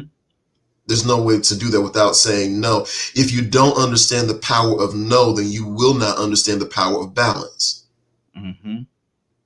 It's impossible to have balance in your life without being able to say no to some things.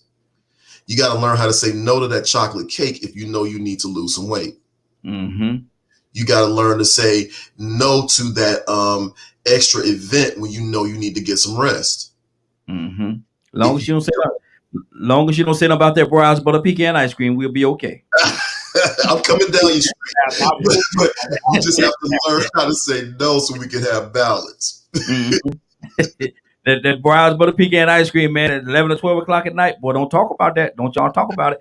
Don Shiro, talk to me, man. Why is it that some people just can't understand the power of no? Well, Pastor Brown messed me up on that chocolate cake, okay? Yes, sir. Yes, I don't know what he's trying to do. That's my favorite right there. I tell you. Well, you know, I really appreciate what everybody's saying, and I liked what Brother Harold was saying initially about it's a devaluation. Not to feel that you can say no is really like a devaluation of yourself. Mm-hmm. And you know, it's you know, and some people I think as the guys were saying, you know, when the scripture said put others over yourself or consider them more than yourself. Well, some people, if they get the wrong psychology behind that, that means that they have to say yes to every old thing. You follow what I'm saying? You know, yeah. And you know,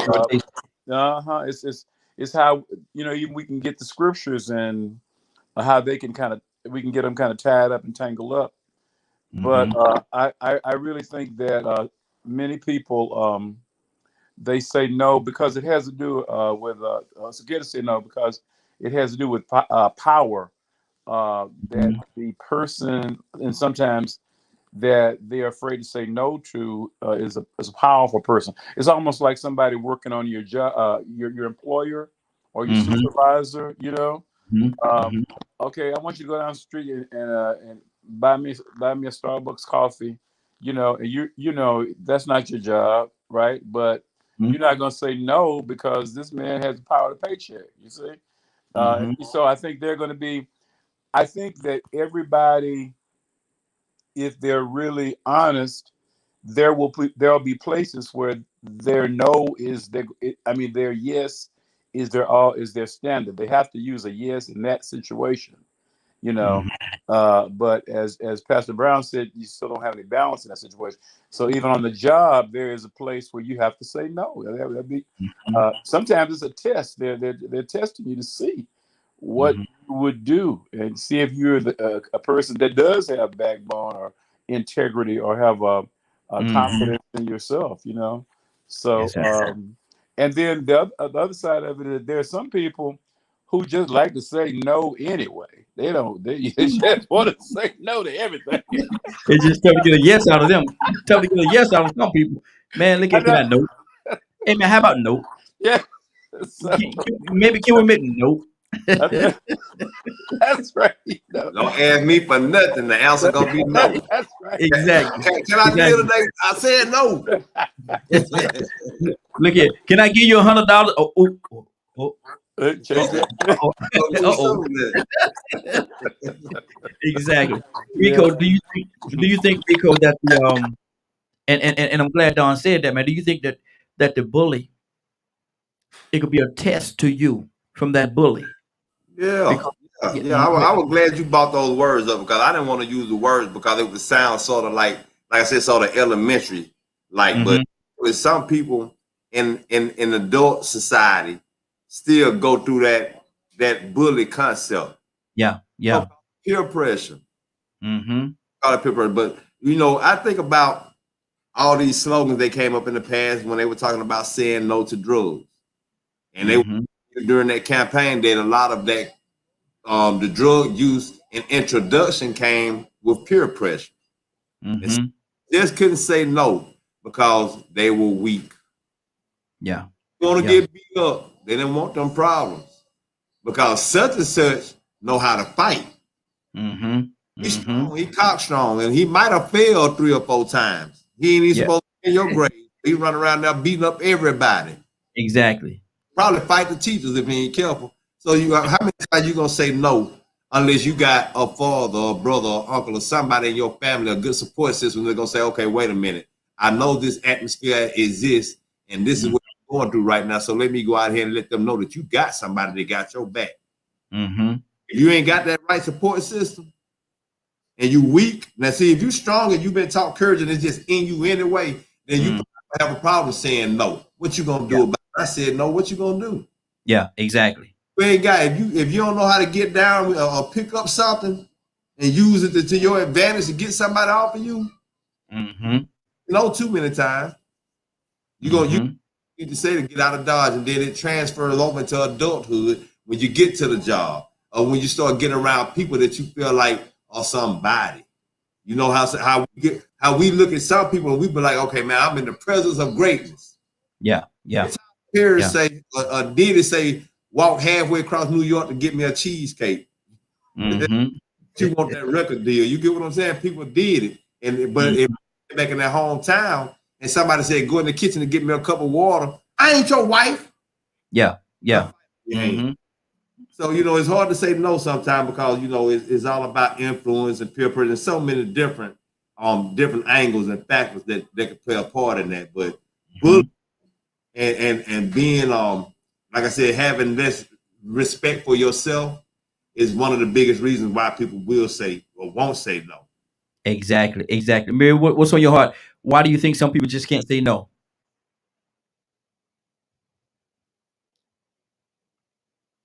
Mary? Why people can't say no? Yes. I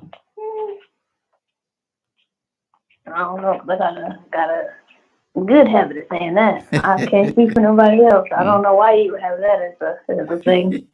She said, I got a good habit of saying no. Lord, that's my baby girl right there, boy. You ain't getting that no over on that one. Nope. I'm not gonna do it. Pastor, talk to me. Oh man. No, I think from that perspective, because I was thinking about that earlier. The problem with not saying no because you just don't know how to turn people down. But then the other issue is, when you do have this bully factor and they're pushing you and they're expecting you to say yes. And that's a whole nother pressure. And you're right, because you're looking at things, how it's going to affect possibly, I believe even Brother Sherrod mentioned, how it's going to affect your livelihood.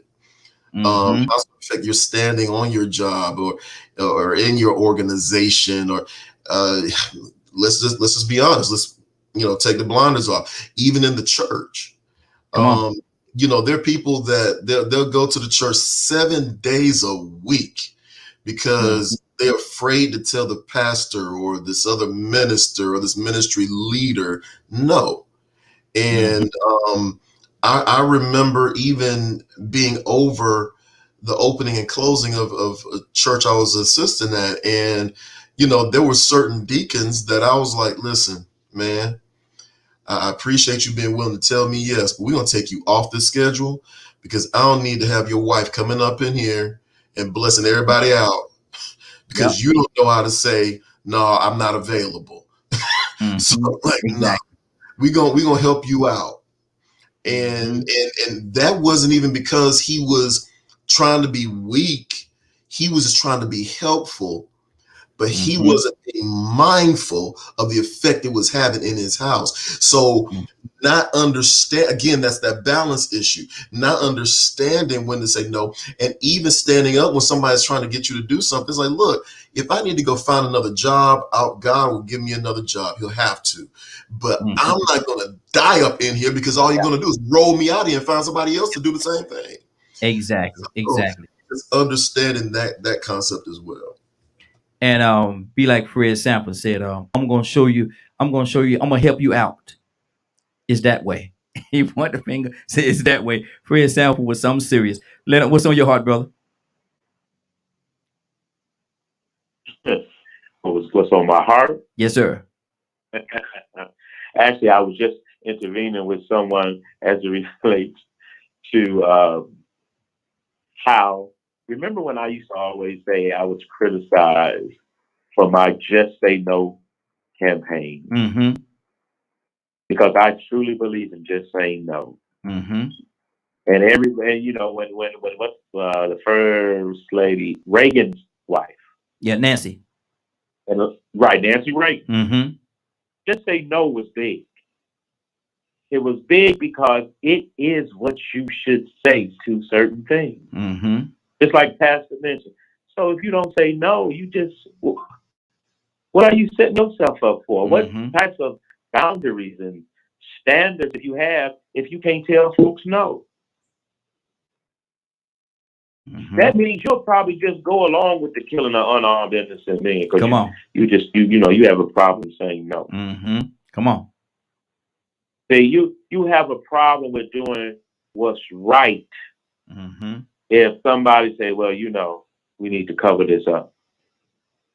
You see how problematic it is when you can't say no? Yes. When you need to just say no. There's a verse that goes with just say no. Abstain from all appearances of evil. Just say no. How else you gonna not do it? That's your sign. Young ladies, just say no. Just say no. Yep. At some point, you're gonna have to. Come on, man. Let's go rob this bank. Just say no. Come on, man. Let's go sell this dope. Just say no. Yep. Come on, man. Let's go kill such and such. Just say no. But you gonna go. You know how it is when you're young. Okay, I do this, but I won't do that. So you going along to do one thing, and then something else jump off, and now you involved in it all. Exactly. Exactly. This is why I have problems with people who may say sometimes that they have a problem with something like that. Because you have to be very careful. People who have a problem with just saying no can't be trusted. Absolutely. So really be careful of the people you call your friends. Be careful of the people who are presenting evil to you and putting it in a nice little package and trying to get you know what? I think you're right. They'll have you believing it was George Floyd's fault. Because you just will go along with them just to keep the peace. You'll go along with it just to keep the peace. Ain't gonna be no peace if ain't gonna be no justice. Come on. That's good. No justice. No peace. No peace. Absolutely. Talk to me, Don. Well, as Leonard was talking, I was thinking about how many people today don't have that balance because they don't understand the scriptures. I think one of the best places to get wisdom from is the book of Proverbs, and I always think about that. That passage. I can't remember which chapter it is, but it says, "If sinners entice you, do not consent. Consent you not." Or if you're a young man walking in the way, and these guys are trying to say, "Let's go do this. Let's go do this," and so because you don't have any good, any family values, any love, affirmation, you're going to go along with them because you think that's what you're supposed to do. You want their acceptance. But that's why the standard of God's word has got to be in our lives, so that we will know right from wrong, and we'll know yes from no. So there. I think that's really important as we maneuver and navigate through this whole thing of this no. We live in a no-less society. Yes, anything goes. Whatever goes, and that's not right. That's not right at all. Rico, talk to me, brother. I want to go back to what Pastor Brown said, man, because he hit something on the head, and for some reason, sometimes when we get on these topics, I get stuck in one direction. And he said something that pretty much summed me up, and it made me realize that some people, it's hard for them to say no when it comes to charity and philanthropy. It's hard for them to say no when they are too sympathetic. I've seen people try to reach out and help when they really couldn't afford to help, but they still gave their last. And then they neglected home. Maybe the children didn't have because you was helping somebody else's child. Maybe this time you just couldn't help these people that you saw in need, and it was legitimate. But it's so hard for you to say no because it's hard for you to sleep at night when you saw this child with 2 small shoes on and a 8-year-old's jacket on at 16 and in 20-degree weather. It's hard for you to say, man, I'm gonna go buy this boy a coat. It's hard for you to walk through that grocery store and see that they putting groceries back because they can't afford them. But at the same time, you might be spending your last $20. You know what I'm saying? Well, you know what I might do? I might see if I can get them this, and I'm gonna go home and I'm gonna count my change up that I saved. Sometimes you gotta say no. So I get where he was coming from. Now that's why I said earlier with the bully aspect, it's a weak thing, and sometimes it's a idolization thing. Sometimes you idolize people. You don't want to say no to them because you don't want to be out of their grace, their good graces. You don't want to mess up your opportunity to stay involved with that power. But with the charity, that's when it's hard. It's hard for me to not stick my nose in people's business sometimes when I see that they're getting screwed over or manipulated or disrespected. That's why I say it would have been hard for me to be out there with George Floyd that day. I'd have tackled somebody. I'd have something. I'd have went across the street, threw a trash can over there. Something was gonna shake and get that situation off key. So it's when you have a sympathetic heart and you love life and you love and respect the lives of other people, sometimes you might risk your own life when you shouldn't. Or sometimes you might sacrifice too much helping other people when you really need to be taking care of yourself. That's good. Pastor, we're going to finish it up with you, brother. What's on your heart? We got 4 minutes before we do our closing. No, I think, man, everybody is, really released some things tonight. You're absolutely right, especially what Rico was just saying. When we don't know how to say no, and Leonard was right, you gotta be able to say no. Because you're an effective no leads to an effective yes. You even know what to say yes to if you don't know how to say no. Exactly. And I'm saying this having been in ministry for years and all of that. I've seen that I've had to grow and mature, and I've gone through all that stuff. And Pastor, can I ask you a question? Let me ask you a question. Sure, please.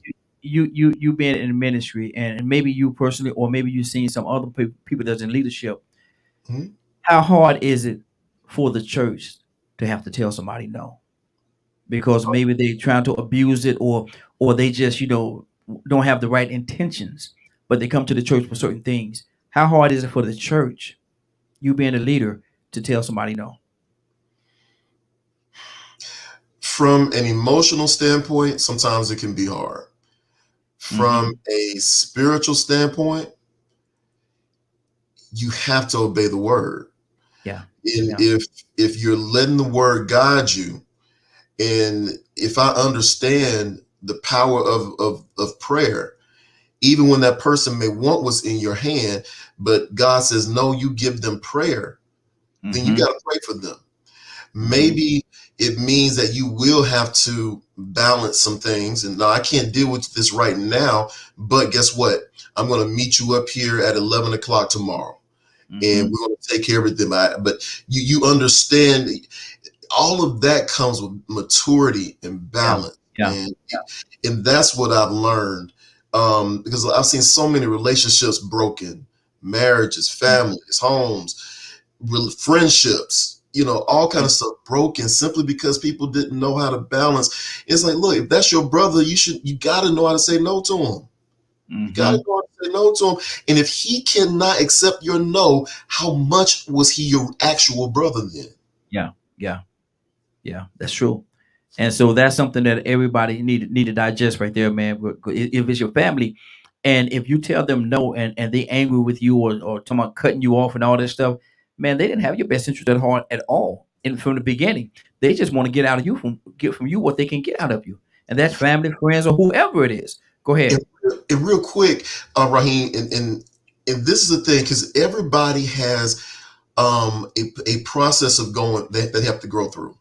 Everybody does. We're not all on the same level at the same place. It doesn't mean that somebody's better than you or more important than you. It just means we all have to learn and grow. So sometimes you got to let that person go, let them be mad in their immaturity, but you keep praying for them. You love them anyway. And let God deal with them. And when he does, they'll come back to you, and you'll be able to receive them, and they'll be stronger for it. But that's what you're meant to be, is the body of Christ. Exactly. Wow. Rico, read what you just said, brother. We're going to get on out of here. Sometimes we're too loyal to say no to family, friends, and careers. And I've seen that happen a lot. When the friends come calling, the wife sitting there looking at you walk away from your son or your daughter, walking out that house, here they go again. When your brother, your sister, your mama, your uncles call, oh man, you know how it is when my family call. You know how, there you go again. Yep. Am I got to come and get y'all? I'm about to come and get the bail money this time again, like I did the last time you went to save your family. Am I got to get that bail money together and go and get you out of jail, spending our rent money, our mortgage, all that stuff, because you don't went up there following your friends up. Now we got to struggle to pay the bills because you don't act it up, following them. Wow. Yes, sir. Leonard, talk to me, brother. We're ready to get on out of here. It's been a real blessing to be on the show this evening. And I hope somebody really listened and got something out of the show. Yes, sir. I know I did. One of my favorite things you all were talking about in that last square, but it's just saying no. Yes, sir. It has been something I have taught and spoke about in the community and things like that. That's what we need, man. We need to say no. We need to say no to this violence. We need to say no to this injustice. And we need to say no to this corruption. We've got to stand up so people know the difference, so our children know the difference. Yes. You want your children to know that you stood for what was right. Absolutely. It is now 10:01. 10:01. I'm going to go around, give everybody an opportunity to say what they want to say in their closing. It's been a great broadcast. I want to thank everybody for joining us. Mary, in your closing, what would you like to say in your closing, Mary? I would just like to say I love you all. Stay safe and have a great night. Oh, good deal. See, my daughter got that radio voice. Y'all heard that? My daughter got that radio voice, and have a good night. Sound like she's just a country Lord, my G. I love my boo. That's my baby girl right there. I ain't say that, Mary. I ain't say that out loud, baby. I didn't say that out loud. Don't you call me later on. Leonard sound like Annette a little bit then. Annette, the smooth. Yeah. Exactly. Sound like her a little bit then, real smooth. Yeah, she's smooth now. She's smooth. Crisco smooth. Leonard, in your video soul. Yes, sir. Leonard, in your closing, sir. Well, I mean that was my closing before Raheem. All right, good deal. Don Cheryl, in your closing, sir. Well, I would just like to say that we should not ever just say no, just to say no. Mm-hmm. If it's within our power to do. No, just say no. No. Don't do that. Don't do that. No. Can I have $5? No. Go ahead. No, I'm sorry, man. Okay. Hey, you want me to put some water on that fire in the back of your house? No. Yeah. Leave it alone. What you bothering with it for? It ain't messing with you. Didn't I tell you not to ask me nothing? But your house, I said don't ask me nothing. Why you even over here talking to me? What are you talking about? You're on somewhere. But I told but we have to say no in certain places, and we have to just and understand that what will help us in our no is just getting closer to God, getting to the Word, so that our no will be His no, our yes will be His yes. And I thank you. I'm just so glad to see you guys again. It's been a few weeks, and thank you for those stimulating questions, Raheem. God bless all of you, brothers on the line and off the line. I pray. Hey, to God be the glory, man. We're looking for you next week too, man. I'm gonna go ahead and tell you, we're looking for you next week. Pastor, in your closing. Oh man, tonight has been great, man. Thank y'all so much for letting me join you guys and share with you. Looking for you next week too. And we're gonna go and say that that resilience, I think, is one thing that we want to hang on to as well. I want to remind everybody: learn to be resilient, regardless of what you're going through. Be able to fight through it. If you fall down, get back up. Adjustment falls down 7 times, we rise back up again. If you fall down 7, get up 8. Be resilient. Man, I thought Pastor was going to go into a sermon right there, but I thought he was going to crank it up. I thought he was about to crank it up on us, boy. Look at 10 o'clock. Look here. Y'all go ahead on, go get some water. It's going to be about 12:30. Rico, in your closing, sir.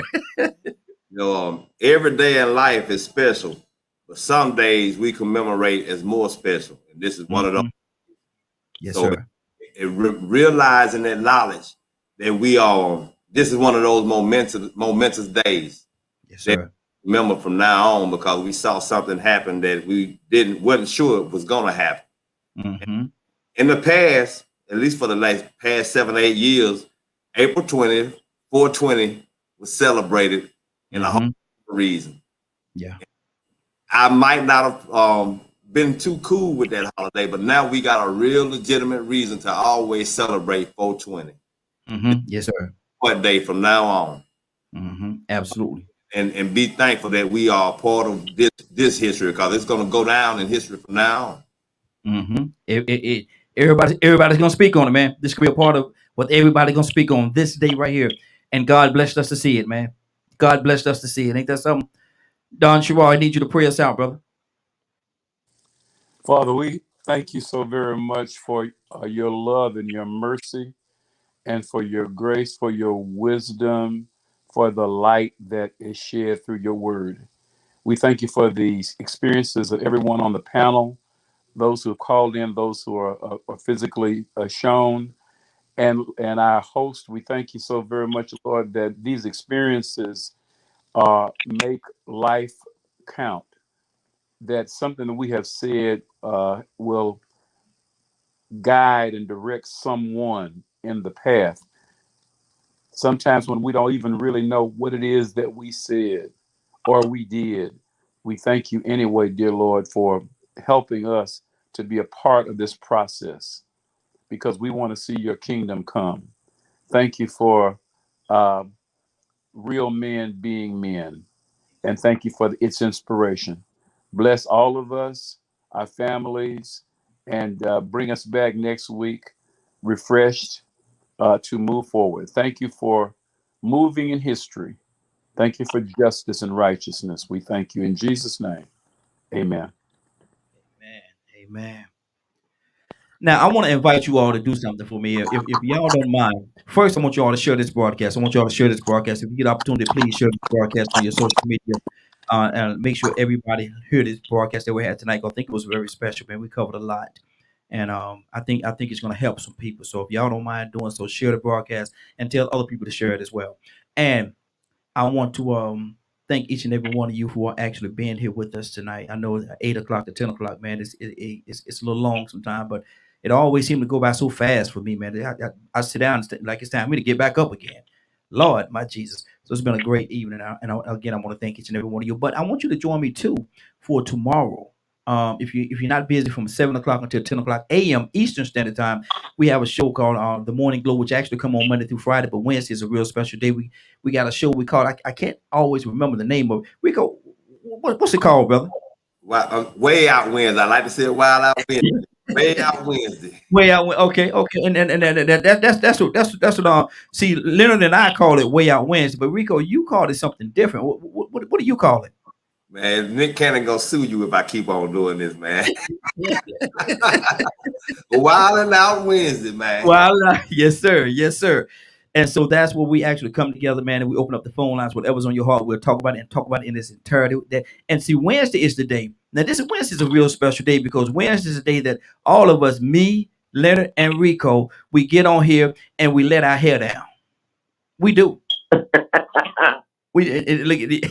Yes, sir. We let our hair down on Wednesdays. We like to have a good time on Wednesday. Just let it go where it goes. So if y'all have an opportunity, if y'all are free and don't mind seeing some brothers let their hair down, y'all give us a call 678-381-1973 every Wednesday from 7 o'clock until 10 o'clock right here on DKM Media Group and Associates. Now it is 10:08. It's time for us to get out of here for the evening. I want to thank you all for joining us, and more than that, I want to thank you for allowing DKM Media Group and Associates and Real Men Being Men for being a part of your evening. At 10:08, I want to thank you for joining us. We're about to get out of here, but I want you to do me two favors, if you will. One, I want you to continue to pray for us because we're certainly praying for each and every one of you. Number two, why this is real simple. I want you to go out there, find somebody, and give them a hug because you never know. It could be the only hug that they get, or it could very well be their last. Love you, and ain't nothing you could do about it. Have a great night and a better tomorrow. And we shine some of this light of you from Real Men Being Men. Take it out there into this wicked and cruel world that we live in and let your light so shine. You'll have a great evening. Give somebody some love. You just might find some love in return. Won't that be a beautiful thing? You'll have a great evening. Love you.